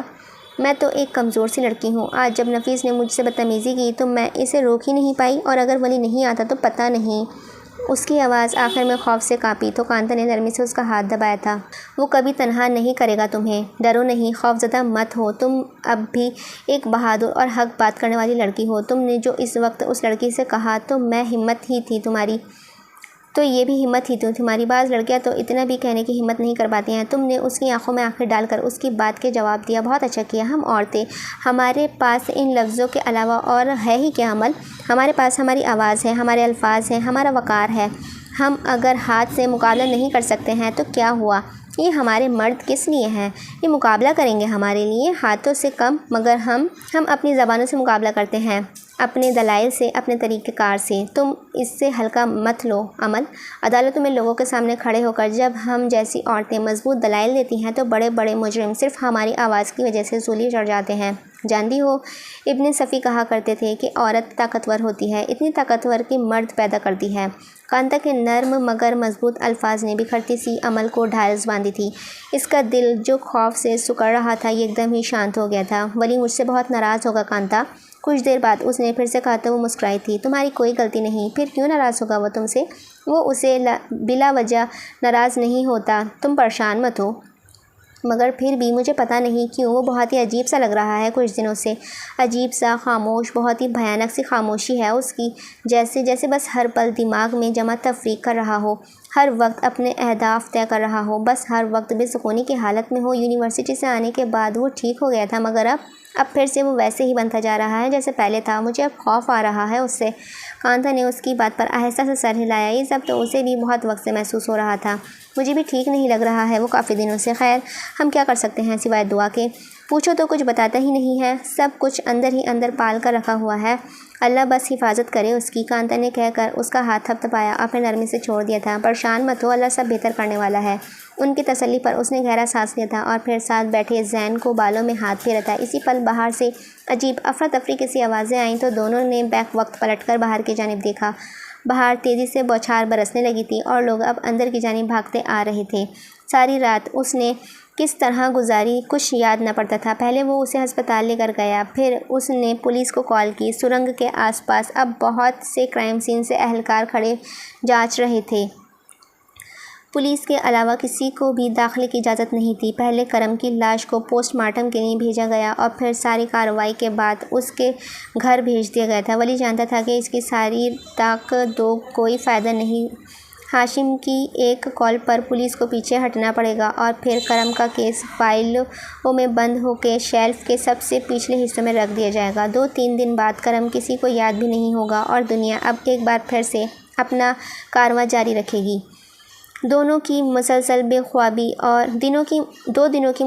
خوابی اور پھر اپنی آنکھوں کے سامنے کرم کے گرم سے وجود کو ٹھنڈا پڑتا دیکھنا اسے پھر سے وہیں دھکیل گیا تھا جہاں سے اس نے اپنا سفر شروع کیا تھا۔ سب کچھ وہیں چلا گیا تھا، اس تاریک کباڑ خانے کے آس پاس۔ سردار بابا کو اس نے فون کر کے کہہ دیا تھا کہ وہ 2-3 دن تک گھر نہیں آ پائے گا کسی ضروری کام کی وجہ سے، اور اس کے لہجے میں ایسا کچھ تھا کہ زمان نے مزید اسے کریدنا مناسب نہیں سمجھا تھا۔ کرم کو جب غسل دے کر صحن میں بچی چارپائی پر لا کر ڈالا گیا تو سارا گاؤں اس کے ماں باپ کی دل روز چیخوں سے گونج اٹھا۔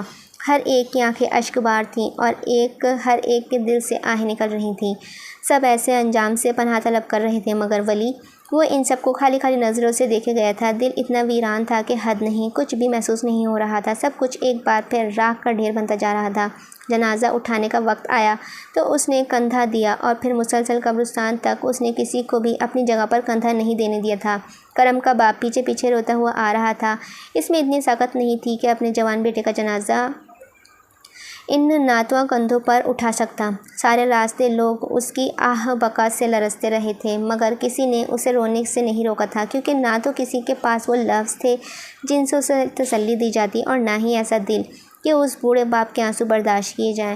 قبرستان پہنچ کر اسے لحد میں اتارتے اس نے ایک آخری بار اس کا نوعمر پرکشش سا چہرہ دیکھا اور پھر اسے اندر اتار دیا۔ قبر پر مٹی ڈالنے کے بعد لوگ آہستہ آہستہ چڑھنے لگے۔ وہ خاموشی سے اس کی قبر کو دیکھے گیا۔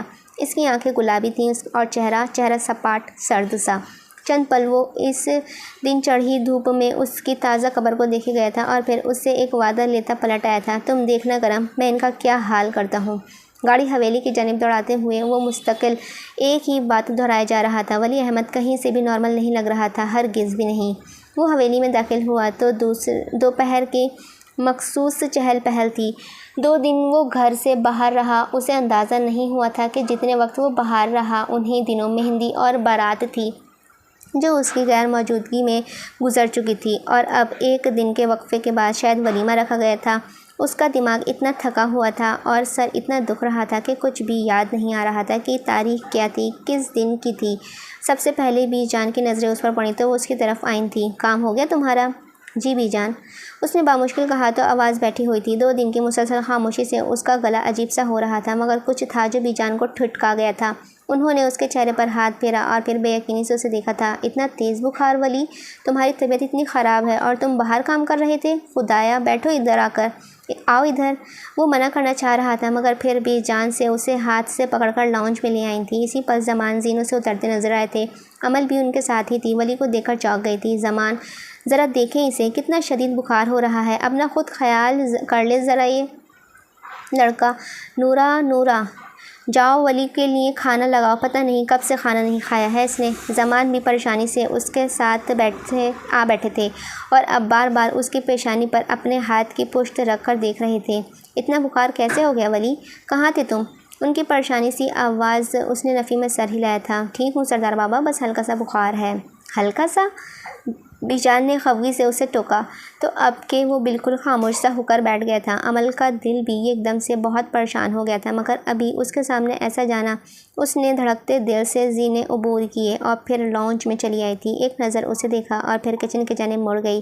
دلہنوں کے گھر سے آیا ہوا ڈھیر و ڈھیر ناشتہ اب تک ویسے ہی پڑا تھا، مگر نوروا ولی کے لیے تازہ کھانا نکال رہی تھی۔ اس نے بھی آگے بڑھ کر اس کا ہاتھ بٹایا تھا۔ کھانا کھاؤ اور دوائی لے کر اپنے کمرے میں آرام کرو جا کر۔ خبردار جو اب کسی بھی کام کے لیے باہر نکلے تم تو۔ سردار بابا اس پر برہم نہیں ہوتے تھے، مگر ابھی اس کی ایسی لاپرواہی پر ان کا غصہ سوا نیزے پر جا پہنچا تھا۔ میں ٹھیک ہوں سردار بابا، بس یہ ولی احمد جو میں نے کہہ دیا ہے تم نے سن لیا نا؟ اور پھر ولی نے آگے سے کچھ بھی نہیں کہا تھا، خاموشی سے ہاتھ دھوئے کھانا زہر مار کر کیا اور پھر اپنے کمرے میں آ کر بستر پر چت لیٹ گیا تھا۔ آنکھیں موندی مگر پھر گھبرا کر کھول دی تھیں۔ ہر جانب کرم کی آواز گونج رہی تھی، ہر طرف اسے روکنے کی آوازیں تھیں۔ اس کا خون میں لت پت جسم، برستی بارش، ٹھنڈی گوشت کی بو۔ وہ بے اختیاری بستر پر آ بیٹھا۔ اس کا سانس اوپر نیچے تھا اور دل کروٹیں بدل رہا تھا۔ اس نے سر دونوں ہاتھوں میں گرا لیا تھا، چند پل ویسے ہی بیٹھا رہا، پھر گہرا سانس لے کر بستر پر لیٹ گیا۔ سرخ نسوانی آنکھیں اب پھر سے چھت کو تک رہی تھیں۔ امل گمسم سی بی جان کو تک رہی تھی۔ اچانک سے احساس ہوا کہ بی جان اسے پکار رہی ہیں۔ امل! اب کہ انہوں نے اس کے آگے اپنا ہاتھ لہرایا تو وہ ایک دم جاگی تھی۔ ان کا چہرہ دیکھا، وہ اس کی غائب دماغی پر بغور سے دیکھ رہی تھی۔ اس نے خجل سا ہو کر شانوں پر دھرا دوپٹہ خواہ مخواہ ہی ٹھیک کیا تھا۔ جی بی جان، تم کہاں گم ہو گئی ہو؟ کب سے آوازیں دے رہی ہوں، حد ہے۔ اتنی سی عمر میں اتنا گمسم بیٹھنا مجھے تو سمجھ نہیں آ رہا۔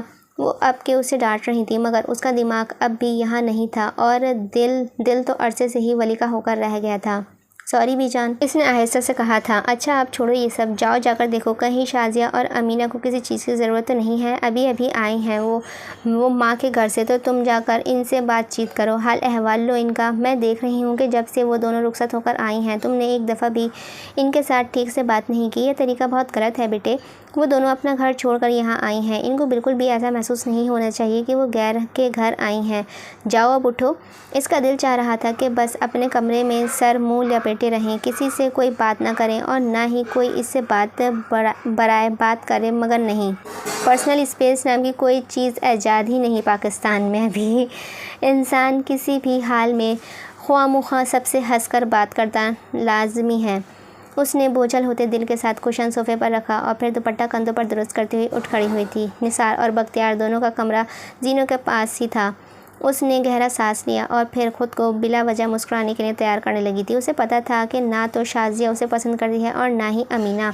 دونوں کا کھینچا سا رویہ اسے ہمیشہ سے ان دونوں سے ایک فاصلے پر لے آیا تھا اور یہ تو طے ہی تھا کہ وہ ان سے کبھی بے تکلف نہیں ہو پائے گی، کیونکہ وہ دونوں تھیں نگار بیگم کی بیٹیاں، تیکھے ترار جملے بولنے والی، اور ایسے لوگوں سے تو اس کے ویسے بھی نہیں بنتی تھی۔ اس نے دروازے کے پار رک کر ایک پل کو رخ ولی کے کمرے کی جانب پھیرا۔ دروازہ بند تھا اور وہ شاید سو رہا ہو اندر۔ کیا وہ زیادہ غصہ ہوگا مجھ پر؟ لیکن میں نے تو کچھ بھی نہیں کیا۔ پتہ نہیں پھر کیوں عجیب سا ڈر لگ رہا ہے۔ وہ خود بات کیوں نہیں کرتا آخر؟ اور وہ 2 دنوں سے کہاں تھا؟ اوفو امل، ابھی ان باتوں کو چھوڑو۔ اس نے سر جھٹک کر پہلے گہرا سانس لیا اور چہرے پر زبردستی مسکراہٹ سجائی تھی۔ دروازہ کھٹکھٹایا تھا اور پھر اندر داخل ہوئی تھی۔ شازیہ ڈریسنگ ٹیبل کے سامنے کھڑی بالوں میں برش چلا رہی تھی اور بختیار واش روم میں تھا۔ اسے اندر آتا دیکھ کر اس کے چلتے ہوئے ہاتھ رک گئے تھے۔ السلام علیکم بھابھی۔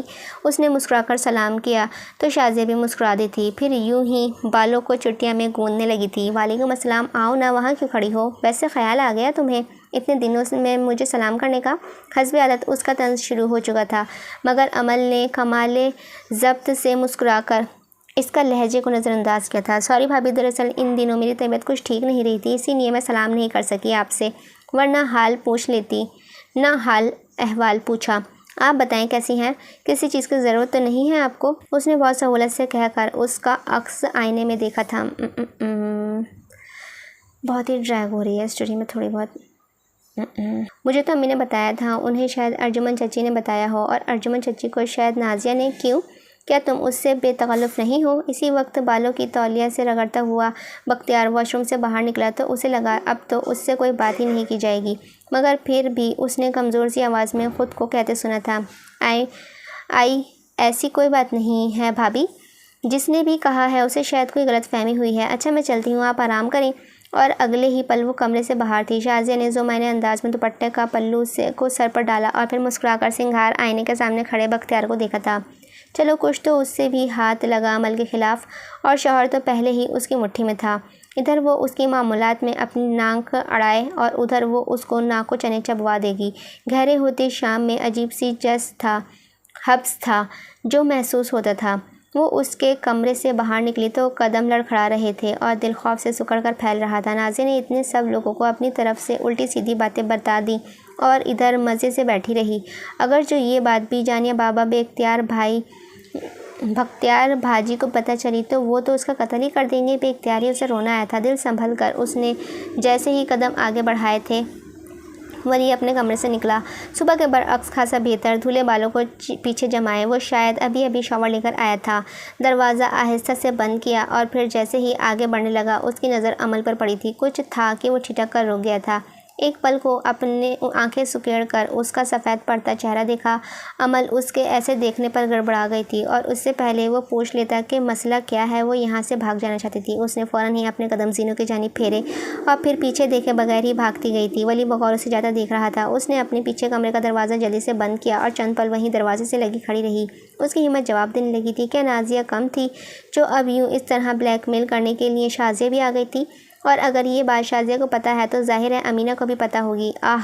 اس کے دل پر بوجھ بڑھتا جا رہا تھا۔ مغرب کی اذانیں گونجی تو اس نے اپنا رخ واش روم کی جانب کیا تھا۔ پھر ایک ہی جہل نظر آ رہا تھا ابھی تو۔ ولی نے چند پل اس کے کمرے کے بند دروازے کو دیکھا، پھر سوچتی نظروں سے دوسرے سمت پھیری۔ اب کہ اس کی نظر بختیار کے کمرے کے دروازے پر ٹک گئی تھی، پھر وہ سر جھٹک کر آگے بڑھ گیا تھا۔ وہ وضو بنا کر آستینے کلائیوں پر برابر کرتی ہوئی سنگار آئینے تک آئی تھی۔ ایک نظر خود کو آئینے میں دیکھا۔ اس کی چھٹیاں نکلی گیلی لٹوں مومی چہرے پر چپکی ہوئی تھیں اور شہد رنگ آنکھیں اداسی کی زد میں لگتی تھیں۔ صوفے سے دوپٹہ اٹھا کر اس نے چہرے کے گرد باندھا، پھر کچھ یاد آنے پر ایک لمحے کو مڑی تھی۔ ٹھیک ہے نا آپ؟ کسی کی آواز گونجی تھی اس کے کانوں میں۔ دو آنسو لڑک کر اس کے گالوں پر پھسلے، ہونٹ لرزنے لگے اور تیرتی سانسیں کانپنے لگی تھیں۔ ہماری کہانی اتنی مشکل کیوں ہے ولی؟ میں نے تو محبت کی ہے آپ سے، کیا یہ اتنا بڑا جرم ہے؟ اور آپ؟ اس نے اپنے آنسو رگڑے تھے، گینی سانسیں اندر کو کھینچی تھیں۔ آپ کو تو میری کوئی پرواہ ہی نہیں ہے۔ دیکھیں لوگوں کو کیسے کیسے سوالوں کے جواب دے رہی ہوں میں۔ کیوں مجھے تنہا کر دیتے ہیں آپ ہمیشہ؟ کیوں کرتے ہیں آپ میرے ساتھ ایسا؟ آنسو اب متواتر بہنے لگے تھے، دل زخم ہونے لگا تھا اور یاد کے پردے پر اس کا چہرہ پھر سے چمکنے لگا تھا۔ اس نے آنکھیں چند پل بند کی۔ گرم آنسو رخساروں پر پھسلنے لگے تھے، مگر اب پرواہ نہیں تھی۔ وہ دوسری جانب نظر آتے اس کے چہرے کو منہ کر کر دیکھ رہی تھی، اسے محسوس کر رہی تھی۔ وہ دور تھا تو دور کیوں نہیں چلکتا تھا؟ کیوں دور ہوتے ہوئے بھی اس کی قربت محسوس ہوتی تھی؟ اس نے آنکھیں کھول دی تھیں، جائے نماز بچھا کر نماز کے لیے کھڑی ہو گئی تھی۔ مغرب کی نماز اول وقت میں ادا کرنے والے نفاق سے محفوظ رہتے ہیں۔ اس نے بھی اپنا ایمان بچانے کے لیے اتنی سی کوشش کی تھی۔ شام کی سیاہی میں عشاء کی سیاہی گھلنے لگی تو حویلی کی سنہرے کمکمے بھی روشن کر دیے گئے تھے۔ ساری حویلی ان کی روشنیوں میں نہا گئی تھی۔ شازیہ امینہ اپنے شوہروں کے ساتھ لاؤنج میں بیٹھی تھیں اور سربراہی صوفے پر آغا جان مسکراتے ہوئے شازیہ کی بات سن رہے تھے۔ بی جان بھی مکمل صوفے پر براجمان نثار کی کسی بات پر ہنس رہی تھیں۔ اسی پل سامیہ حویلی میں داخل ہوئی تھی، خوش و خرم، خوبصورت سا کڑھائی والا جوڑا زیب تن کیے ہوئے، ہاتھوں میں چوڑیاں پہنے وہ خاصی بری بری سی لگتی تھی، نئی نویلی دلہن۔ شازیہ اور امینہ کے چہرے کہیں سے زیادہ ہی بابرکت چہرہ لیے۔ السلام علیکم خالہ۔ السلام علیکم آغا جان۔ وہ ایسے ہی تھی ہنس مکھ، گھلنے ملنے والی۔ گھر میں داخل ہوئی، ساری حویلی پر رونق کر دی۔ جی بی جان اب آگے بڑھ کر اس کے گلے مل رہی تھیں۔ وہ ساتھ ساتھ شاید اسے باقی مواقعوں کے غیر موجودگی پر ڈانٹ بھی رہی تھیں، جس پر وہ کھلکھلا کر معذرت کرتی ان سے الگ ہوئی تھی۔ شازیہ اور امینہ کے گلے ملی، ان کو شادی کی مبارکبادوں سے نوازا تھا۔ داماد کہاں ہے میرا؟ آغا جان کے استفسار پر وہ بے اختیار ہی ہنسی تھی۔ آپ کے داماد جی کہہ رہے تھے کہ وہ نہیں آ سکتے اندر، دراصل کسی کام سے جانا تھا آغا جان انہیں، اسی لیے اندر نہیں آ سکے، کل ولیمے میں ضرور آئیں گے۔ آغا جان نے مسکرا کر سر ہلایا تھا۔ بی جان بار بار اس کے چہرے کی بلائیاں لیتی تھیں۔ شازیہ اور امینہ سے چند ایک باتوں کے بعد اس نے اس پر نظر دوڑائی تھی۔ نہ عمل تھی اور نہ ہی ولی۔ خالہ عمل کہاں ہے؟ امل کمرے میں ہے اپنے، ان سب سے معاشرت کرتی وہ اوپر اس کے کمرے کی جانب بڑھی۔ اس کے کمرے کا دروازہ کھولا تو اندر اندھیرا پھیلا تھا اور وہ چادر سر تک تانے ہوئے سو رہی تھی۔ اس نے ہاتھ مار کر کمرے کی بتیاں روشن کی تو چادر سے اندر سے آواز آئی، بی جان پلیز مجھے ڈسٹرب نہ کریں۔ بی جان کی بچی؟ اس نے آگے بڑھ کر اس کی چادر کھینچی تو وہ ایک جھٹکے سے اٹھی تھی۔ سامی! نعرہ لگا کر وہ بیڈ سے اتری اور اس کے گلے لگ گئی تھی۔ سامیہ ہنس رہی تھی، پھر اسے خود سے الگ کیا تھا۔ سب نیچے بیٹھے ہیں اور آپ محترمہ کمرے میں بند کیا مراقبے کر رہی ہیں؟ شادی کا گھر ہے مگر تم باز نہیں آنا چاہتی اپنی حرکتوں سے، اور یہ حال دیکھو اپنا کیا کر رکھا ہے تم نے، سدھر جاؤ امل۔ اسے گھرک کر وہ آگے بڑھی اور پھر اس کے بیڈ پر بکھری چادر کو لپیٹا تھا، تکیے درست کیے تھے۔ امل مسکرا کر پیچھے سے اس کے گلے لگ گئی تھی۔ اسے دیکھ کر اتنی خوشی ہوئی تھی کہ حد نہیں، اسے ڈھارس سی بن گئی تھی اس کے دل کو۔ ارے اچھا چھوڑ دو مجھے۔ اس کے ہاتھ کھولے تھے۔ ماشاءاللہ بہت خوبصورت ہو گئی ہو سامی۔ اصفر بھائی کہاں ہیں؟ اس کے کھلتے چہرے کو دیکھ کر امل نے بے ساختہ ہی کہا تو وہ ہنسی تھی، وہی بات پر ہنسنے کی عادت۔ ٹھیک ہے تمہارے اصفر بھائی بھی، مگر تمہیں کیا ہوا ہے؟ ہاں کیا حال بنا رکھا ہے تم نے خود کا؟ تم تو کبھی بھی خود سے لاپرواہ نہیں برتی تھی، پھر اب کیا ہوا ہے؟ اس کی ڈھیلی چٹیا سے نکلتی چھوٹی چھوٹی لٹیں جا بجا اس کے چہرے کے اطراف میں بکھری ہوئی تھیں۔ آنکھیں رونے کی وجہ سے عجیب تھکی تھکی لگ رہی تھیں اور چہرہ ستا ہوا تھا۔ ٹھیک تو ہوں، کیا ہوا ہے مجھے؟ اس نے پلٹ کر اپنا چہرہ آئینے میں دیکھا اور ڈھک سے رہ گئی تھی۔ یہ تو اس کا چہرہ ہرگز بھی نہیں تھا، اتنا ستا ہوا تھکا تھکا سا تھا۔ وہ دیکھ کر کتنا ٹھیک ہے تمہارا حال، دیکھ لیا کتنا ٹھیک ہے تمہارا حال۔ سامیہ نے آگے بڑھ کر اس کے وارڈ روم میں لٹکے کپڑے الٹ پلٹ کر رہی تھی، پھر ایک کاسنی رنگ کا فراک ہاتھ میں لیا اور واپس آئی تھی۔ جاؤ شاور لے کر آؤ، فریش ہو جاؤ، کچھ کھایا ہے تم نے؟ اس کا رخ خود بخود ہی نفی میں ہل گیا تو سامیہ نے اس پر ایک حد ہو گئی ہے والی نظر ڈالی اور باہر کی جانب بڑھ گئی۔ صبح حویلی میں بہت چہل پہل ہو رہی تھی۔ کانتا بی جان کے اصرار پر آج صبح ہی آ گئی تھی اور اب لاؤنج میں بیٹھی بی جان سے باتیں کر رہی تھی۔ زین گھر میں آئے مہمانوں کے بچوں کے ساتھ کھیل رہا تھا۔ اسی پل زمینوں سے امل اور سامیہ اترتی ہوئی نظر آئی تھی۔ امل نے وہی کاسنی فراک جو پیروں تک گرتی تھی پہن رکھی تھی۔ سیاہ ریشمی بالوں کو ہاف باندھا ہوا تھا اور کانوں میں موجود چھوٹے سے ٹاپس اسے مزید حسین بنا رہے تھے۔ اس کے ساتھ اترتی سامیہ بھی بہت ہی بشاش سی کاٹن کے ایمبرائڈرڈ والے جوڑے میں ملبوس کھلی سی لگ رہی تھی۔ امل کی نظر کانتا پر پڑی تو اس کے لب بے ساختہ ہی مسکراہٹ میں ڈل گئے تھے۔ کانتا اور سامیہ اس کے لوگ تھے جن کے ساتھ وہ بہت ہی کمفرٹیبل ہوتی تھی۔ السلام علیکم کانتا۔ اس کے چہکنے پر کانتا مسکرا اٹھی تھی اور اس کے گلے لگایا تھا اور پھر الگ ہو کر اس کا چمکتا ہوا چہرہ دیکھا تھا۔ وعلیکم السلام، ماشاءاللہ آج بڑی کھلی لگ رہی ہو۔ وہ ہنس دی، پھر سامیہ کی جانب موڑی جو بی جان کے ساتھ بیٹھی ان دونوں کو مسکرا کر دیکھ رہی تھی۔ یہ سب سامیہ کا کمال ہے کانتا، آپ اس کے ساتھ بیٹھیں گی نا تو بہت ہی انجوائے کریں گی اس کی کمپنی کو، بہت اچھی بندی ہے، یہ میری بیسٹ فرینڈ ہے۔ سامیہ بھی سلام کرتی ہوئی کانتا سے گلے ملی اور پھر اگلے چند لمحات میں لاؤنج سے ہنستے بولنے کی آوازیں آ رہی تھیں۔ پرخلوص سی باتوں سے امل کا دل جو کل شازیہ کی باتوں پر بوچھل سا ہو گیا تھا کھل سا گیا تھا۔ چلو لڑکیوں ناشتہ کر لو آ کر۔ بی جان نے انہیں کچن سے آواز دی تو وہ تینوں اٹھ کر کچن میں چلی آئی تھیں۔ کانتا تو ناشتہ کر چکی تھی اسی لیے صرف چائے کا اتفاق کیا، مگر امل اور سامیہ نے ناشتہ نہیں کیا تھا۔ سامیہ کو کسی بات پر ہنسی امل کی مسکراہٹ سمٹی جب اس نے ولی کو کچن میں داخل ہوتے ہوئے دیکھا تھا۔ وہ ہلکے کتھئی رنگ کے شلوار قمیض میں ملبوس دھلے بالوں میں پیچھے جمائے ہوئے اندر داخل ہو رہا تھا۔ شال جو گردن کے گرد ہمیشہ لپٹی رہتی تھی ابھی نہیں تھی۔ وہ ان تینوں کو دیکھ کر ٹھٹک کر رکا تھا، پھر سلام کرتا ہوا اندر چلا آیا تھا۔ وعلیکم السلام جناب، کہاں تھے اتنے دنوں سے آپ؟ کانتا نے سب سے پہلے اس کے کان کھینچے تھے۔ امل نے تو سر پورا جھکا رکھا تھا اور سامیہ اس کے برعکس مسکرا کر ولی کو دیکھ رہی تھی جو کانتا کی کھنچائی پر گڑبڑایا تھا۔ میں یہیں تھا۔ یہاں کہاں؟ کانتا کی بات پر امل نے امڑتی مسکراہٹ روکی تھی۔ ولی کی نظر اب اس پر پھسلی تو پھر ایک پل کو اس کا دل ڈھول سا گیا تھا۔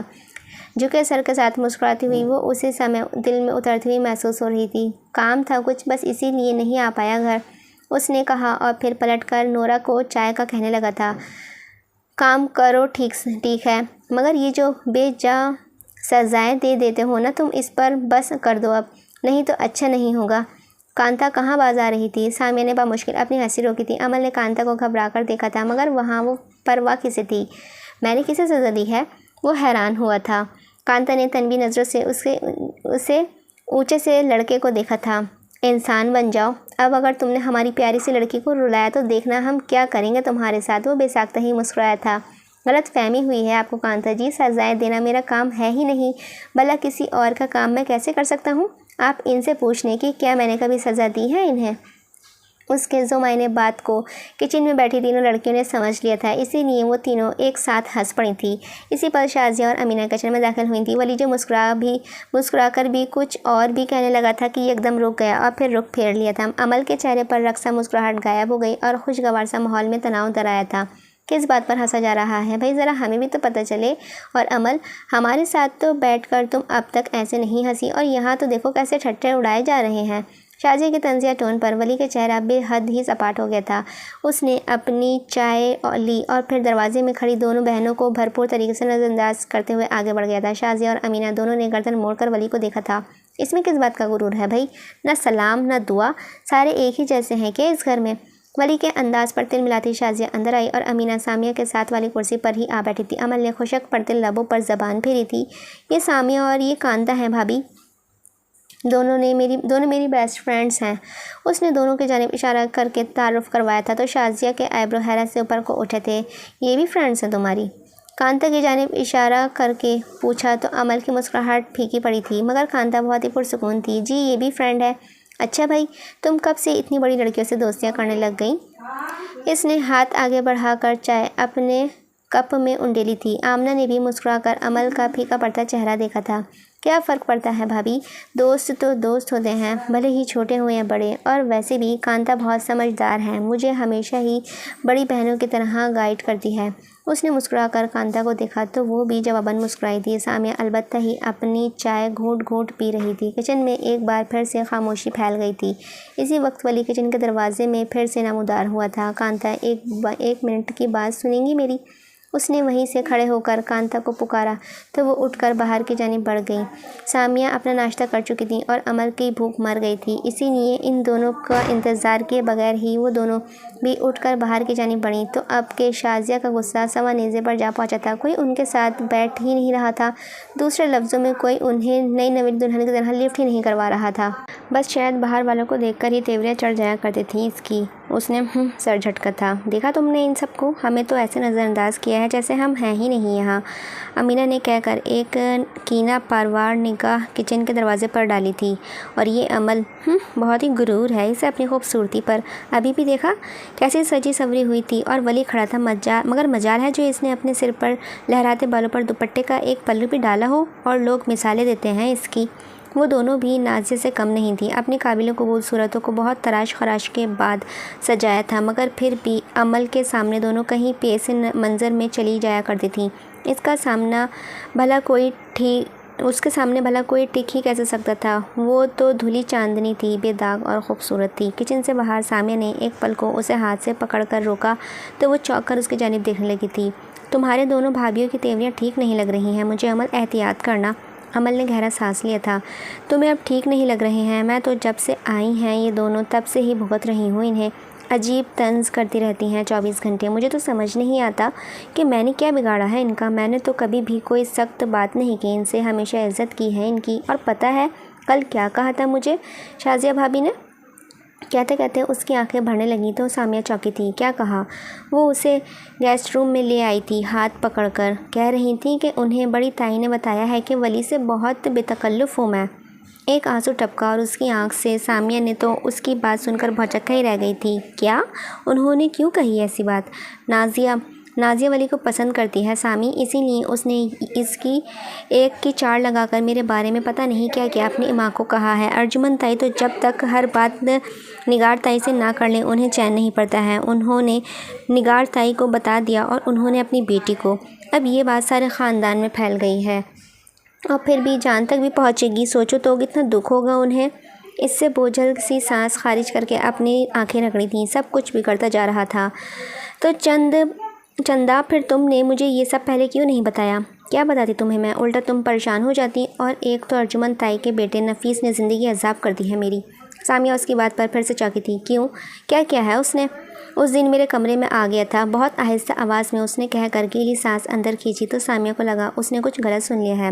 لیکن کیوں؟ بدتمیزی کی اس نے میرے ساتھ؟ کیا؟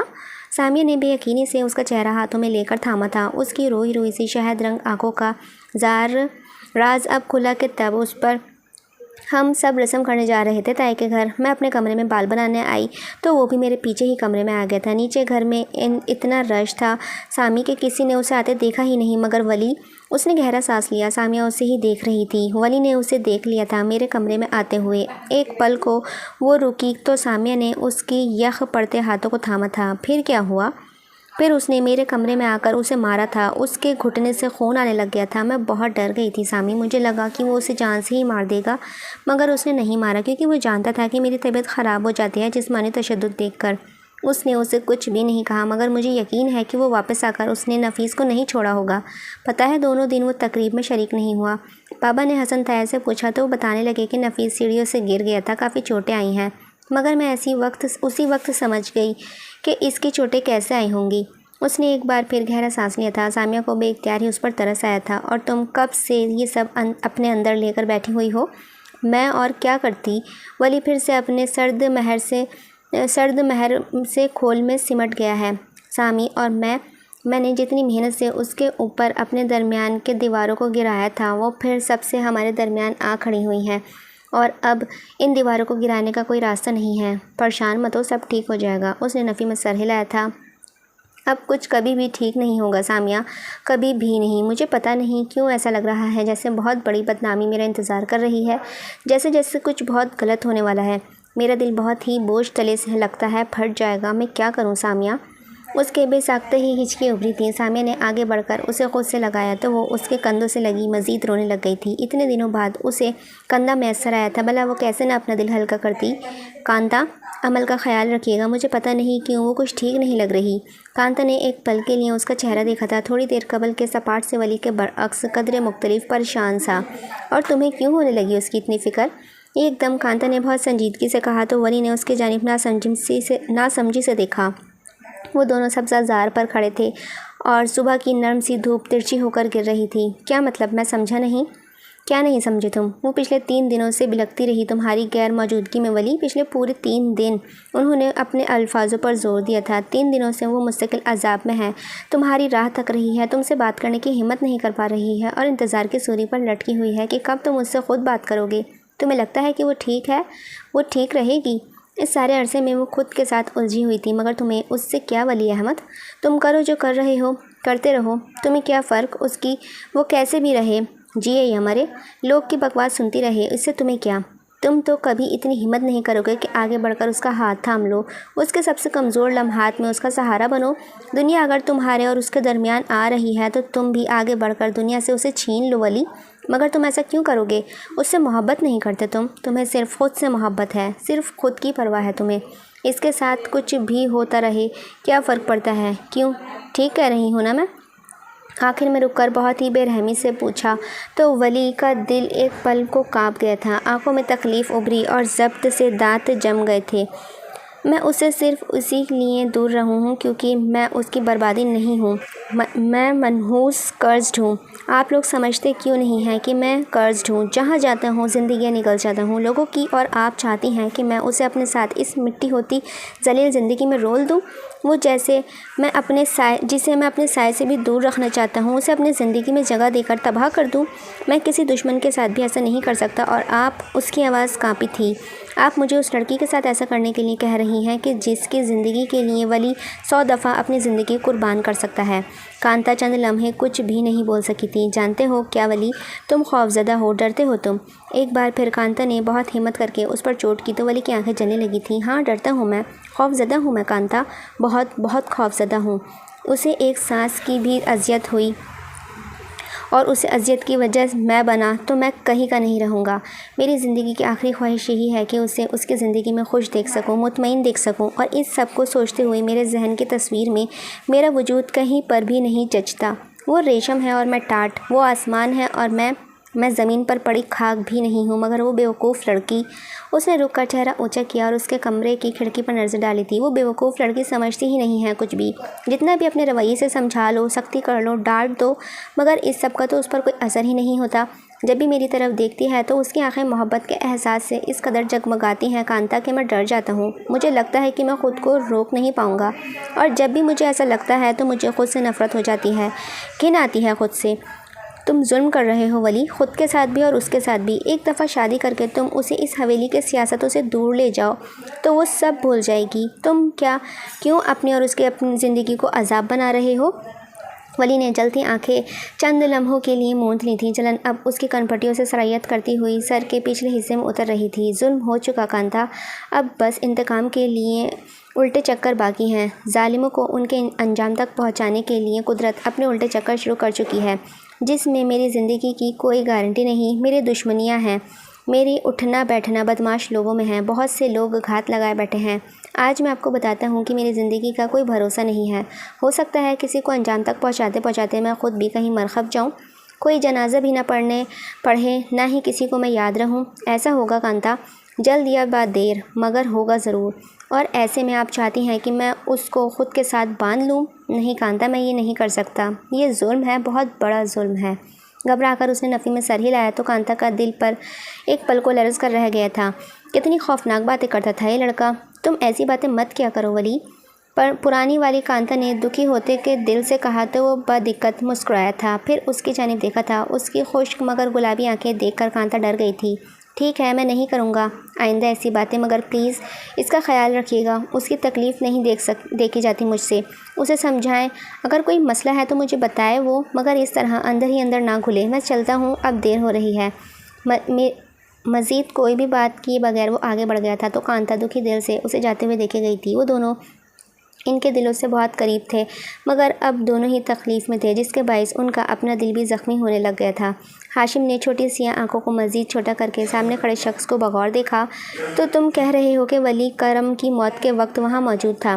اس کی آواز میں کوئی الارم سا تھا جو بج رہا تھا۔ جی سرکار، آگے والے نے گردن مزید جھکاتے ہوئے کہا تو پرسکون بیٹھا ہاشم یکدم ہی دہاڑا تھا۔ اور تم مجھے اب بتا رہے ہو؟ وہ سرکار، آپ اپنی بہنوں کی شادی میں مصروف تھے، اسی لیے میں نے آپ کو پریشان نہیں کیا۔ جلدی سے گھبرا کر وضاحت دی تو ہاشم کو اپنا سارا وجود آگ میں جلتا ہوا محسوس ہوا تھا۔ میں مصروف تھا، مر تو نہیں گیا تھا نا؟ ٹیبل پر ہاتھ مار کر اس نے چند لمحے گہری سانس لے کر خود کو پرسکون کیا تھا۔ جب تم نے اسے وہاں مار کر پھینکا تھا تو کیا کرم اس وقت زندہ تھا؟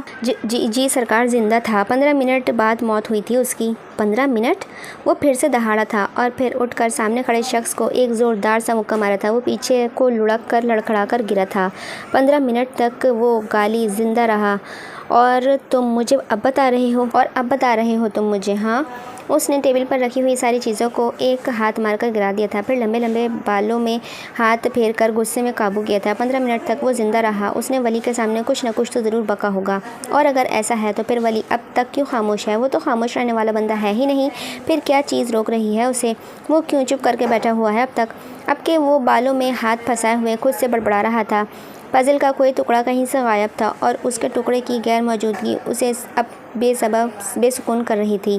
ولی نے اپنی آنکھوں پر چڑھایا سیاہ چشمہ اتارا اور پھر ایک ہوٹل میں داخل ہوا تھا۔ شہر کا بڑا سا ٹائلز سے چمچماتا ہوٹل وسیع رقبے پر پھیلا ہوا تھا۔ وہ لابی سے گزرتا ہوا مخصوص کمرے کی جانب بڑھا اور پھر لفٹ کے ذریعے اوپر چڑھتا گیا تھا۔ لفٹ سے باہر نکلا تو پھر ٹائلز سے چمکتے ہال کو پار کرنے کے بعد طویل راہداری میں چلا آیا۔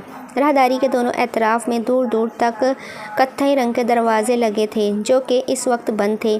کبھی کوئی ایک شخص کسی دروازے کو کھول کر باہر نکل رہا ہوتا، اس کی نظر آگے بڑھتے ولی پر پڑ جاتی۔ وہ ایک بہت مہنگا 6 اسٹار ہوٹل تھا۔ اس نے دروازے کے باہر پہنچ کر دروازہ کھٹکھٹایا اور پھر آہستگی سے دروازہ کھولتا کمرے کے اندر داخل ہوا تھا۔ نرم سی جہازی سائز بیڈ پر سرمئی چادر بچھی ہوئی تھی۔ کھڑکیوں پر گرے بھاری پردے بھی گرے محسوس ہو رہے تھے، اور تو اور وہ پیروں تلے بچھا قالین بھی اسی رنگ کا تھا۔ وہ سرمئی شیڈز کا ڈھکا بلا شبہ بہت خوبصورت کمرہ تھا، مگر ولی کو اس سب میں کوئی دلچسپی نہیں تھی۔ سرخ صوفے کی جانب پھیرا، اس پر کوئی ادھیڑ عمر شخص بیٹھا تھا جس کا چہرہ مختلف سمت میں تھا۔ آؤ ولی آؤ، میں تمہارا ہی انتظار کر رہا تھا۔ جی سر، انتظار کے لیے معذرت۔ اس نے آگے قدم بڑھائے اور جیسے ہی اس کے مسکراتا چہرہ دیکھا تو اس کے اپنے چہرے پر بھی نرمی بکھر گئی تھی۔ وہ چہرہ حسن شاہ کا چہرہ تھا، دشمن کے دوست کا چہرہ۔ وہ قدم قدم چلتا ہوا عین ان کے سامنے آ رکا تھا، پھر ان کا نرم مسکراتا چہرہ دیکھ کر اس کا اپنا چہرہ بھی انتہائی نرم پڑ گیا تھا۔ بیٹھو۔ ہاتھ سے اسے صوفے کی جانب اشارہ کیا اور پھر آگے بڑھ کر سامنے رکھے ٹیبل پر پڑی چائے بنانے لگے تھے۔ ولی خاموشی سے بیٹھ گیا تھا۔ کیسے ہو؟ اصغر بتا رہا تھا کہ پچھلے کئی دنوں سے کافی پریشان تھے تم۔ خیریت ہے نا سب؟ انہوں نے کپ اس کے آگے رکھا تو اس نے سنجیدگی سے انہیں دیکھا تھا۔ آپ چائے بہت اچھی بناتے ہیں سر، بالکل اصغر جیسی۔ اس کی بات پر حسن مسکرائے تھے۔ وہ جانتے تھے کہ ولی اتنی آسانی سے کچھ بھی یوں بتانے والا نہیں بیٹھ جاتا ہے۔ جانتا ہوں، اب جیسا باپ ہوگا بیٹا بھی تو ویسا ہی ہوگا نا۔ خیر تم کہو کیسے ہو؟ کام حویلی سب ٹھیک ہے نا؟ وہ بہت ہلکے پھلکے انداز میں پوچھ رہی تھی، پھر بھی اس کے انداز کی احتیاط بخوبی محسوس کی جا سکتی تھی۔ اس نے چائے سے ایک گھونٹ لیا، پھر کپ سامنے ٹیبل پر رکھ کر انہیں دیکھا تھا۔ سب ٹھیک ہے سر، لیکن آپ نے مجھے یہاں کیوں بلایا ہے؟ ہم ایسی جگہوں پر ایسے ہی نہیں ملتے ہیں۔ یقیناً کچھ ایسا ہے جو ہلکا پھلکا نہیں ہے۔ حسن کی مسکراتی نظریں جو اس کے چہرے پر جمی تھیں اس میں بہت ہلکی سی چبھن اتری تھی۔ عمل زمان کون ہے ولی؟ کیا پوچھا آپ نے؟ اسے لگا اس نے غلط سن لیا ہے۔ بے یقینی سے آنکھیں کھولے وہ حسن کا اب انتہائی خوفناک حد تک سنجیدہ چہرہ دیکھ رہا تھا۔ میں نے پوچھا عمل زمان کون ہے؟ آپ کو کس نے بتایا ہے؟ اس کی آواز کسی کنویں سے آ رہی تھی۔ اپنے راز کا کھل جانا، اس کا وجود پل میں سنسنا اٹھا تھا۔ ہاشم نے اس کے سر پر گویا دھماکہ ہوا تھا۔ پھٹی پھٹی نگاہوں سے حسن کا چہرہ تکتا وہ سفید پڑتا جا رہا تھا۔ مجھے ہاشم نے بتایا ہے کہ تم کسی لڑکی سے محبت کرتے ہو اور اس لڑکی کا نام ہے عمل زمان، شیخ زمان نذیر کی بیٹی۔ اب بولو کیا سچ ہے؟ کیا واقعی وہ لڑکی تمہاری زندگی میں ہے یا پھر بھی کوئی ٹریپ ہے ہاشم کو پھنسانے کا؟ وہ بہت پرسکون سے بولتے اس کا خوف سے سفید پڑتا چہرہ دیکھ رہے تھے۔ انہیں اب کسی جواب کا انتظار نہیں تھا۔ ٹھیک ہے، اگر تم اس سے ایک غلطی ہو گئی ہے تو کوئی بات نہیں، اس غلطی کو سدھارو اور جو تمہارے دشمن کے ہاتھ لگ گیا ہے اسے واپس لو۔ ایسے کیسے؟ وہ اب تک بے یقینی سے شل سا بیٹھا ہوا تھا۔ میں نے تمہیں بہت پہلے سمجھایا تھا ولی کے انتقام کے سفر پر جب نکلتے ہیں نا تو کسی کو اپنے قربت نہیں دیا کرتے، کسی کو اپنا عادی نہیں بناتے، کسی کے ساتھ محبت نہیں کرتے، کیونکہ پھر موت کی صورت میں صرف آپ نہیں مرو گے بلکہ آپ کے ساتھ وہ بھی مر جائے گا جسے آپ نے خود کا عادی بنا دیا ہوگا۔ جانتے بھی ہو یہ عادتیں کتنی جان لیوا ہوتی ہیں۔ آخر میں انہوں نے ترہم سے اس کا چہرہ دیکھا تھا۔ مگر خیر جو ہو گیا سو ہو گیا ہے، ہاشم کو میں سنبھال لوں گا، تم اب جا کر اس سارے مسئلے کو سنبھالو۔ اور ایک بات میری یاد رکھنا۔ وہ رکے تو اس کا سارا وجود بھی ٹھہر گیا تھا۔ ساکت سی نسواری آنکھیں حسن پر جمی ہوئی تھیں۔ اب اس لڑکی کو کوسوں بلکہ میلوں دور رہو گے تم، اسے تکلیف دو گے، اسے جھڑکو گے، اس کے ساتھ بہت بے رحمی سے پیش آؤ گے۔ کوئی نرمی برتنے کی ضرورت نہیں ہے اس معاملے میں، کیونکہ ذرا سی نرمی بہت سی زندگی کو عذاب کا گڑھا بنا سکتی ہے، چاہے پھر وہ اس لڑکی کی زندگی ہو یا تمہاری۔ سب راکھ کا ڈھیر بن کر ختم ہو جائے گا۔ وہ بہت ہی آہستہ سے سرد آواز میں اسے سمجھا رہے تھے اور ولی ریت کی مان پل پل ختم ہو رہا تھا۔ واپسی کا راستہ اس کا وجود ساکت تھا۔ یوں لگتا تھا گویا اس کا سانس اب تک رکا ہوا ہو۔ چہرہ ہر درجہ سفید پڑ رہا تھا اور ماتھے پر پریشانی کی بہت سی لکیریں پھیلی ہوئی تھیں۔ معلوم ہو رہا تھا کہ اب تک سارے کام اس کے طے کردہ زرعی زمین کے مسائل، ہاشم کی حسن شاہ سے دوستی، ہاشم اور حسین کا انجام، اس نے سب طے کر رکھا تھا۔ سب کچھ طے شدہ تھا، مگر وہ پھر اس نے غلطی کہاں ہوئی، کہاں چوکا وہ جو ہاشم اس کے حلق تک پہنچ گیا اور اسے اس بات کی خبر تک نہ ہوئی۔ اسے نقصان پہنچانے کے لیے تو وہ کسی بھی حد تک جا سکتا تھا، ہر حد پار کر سکتا تھا۔ اس نے عہد کیا تھا کہ اس جنگ میں کسی بھی اپنے کو کبھی حصہ دار نہیں بنائے گا، کسی کو بھی اس سب میں نہیں گھسیٹے گا، وہ کسی کو اس کی وجہ سے بے جا تکلیف نہیں ہوگی۔ مگر وہ غلط تھا، سب غلط ہو رہا تھا، سب بگڑ رہا تھا۔ عمل، یا خدا عمل!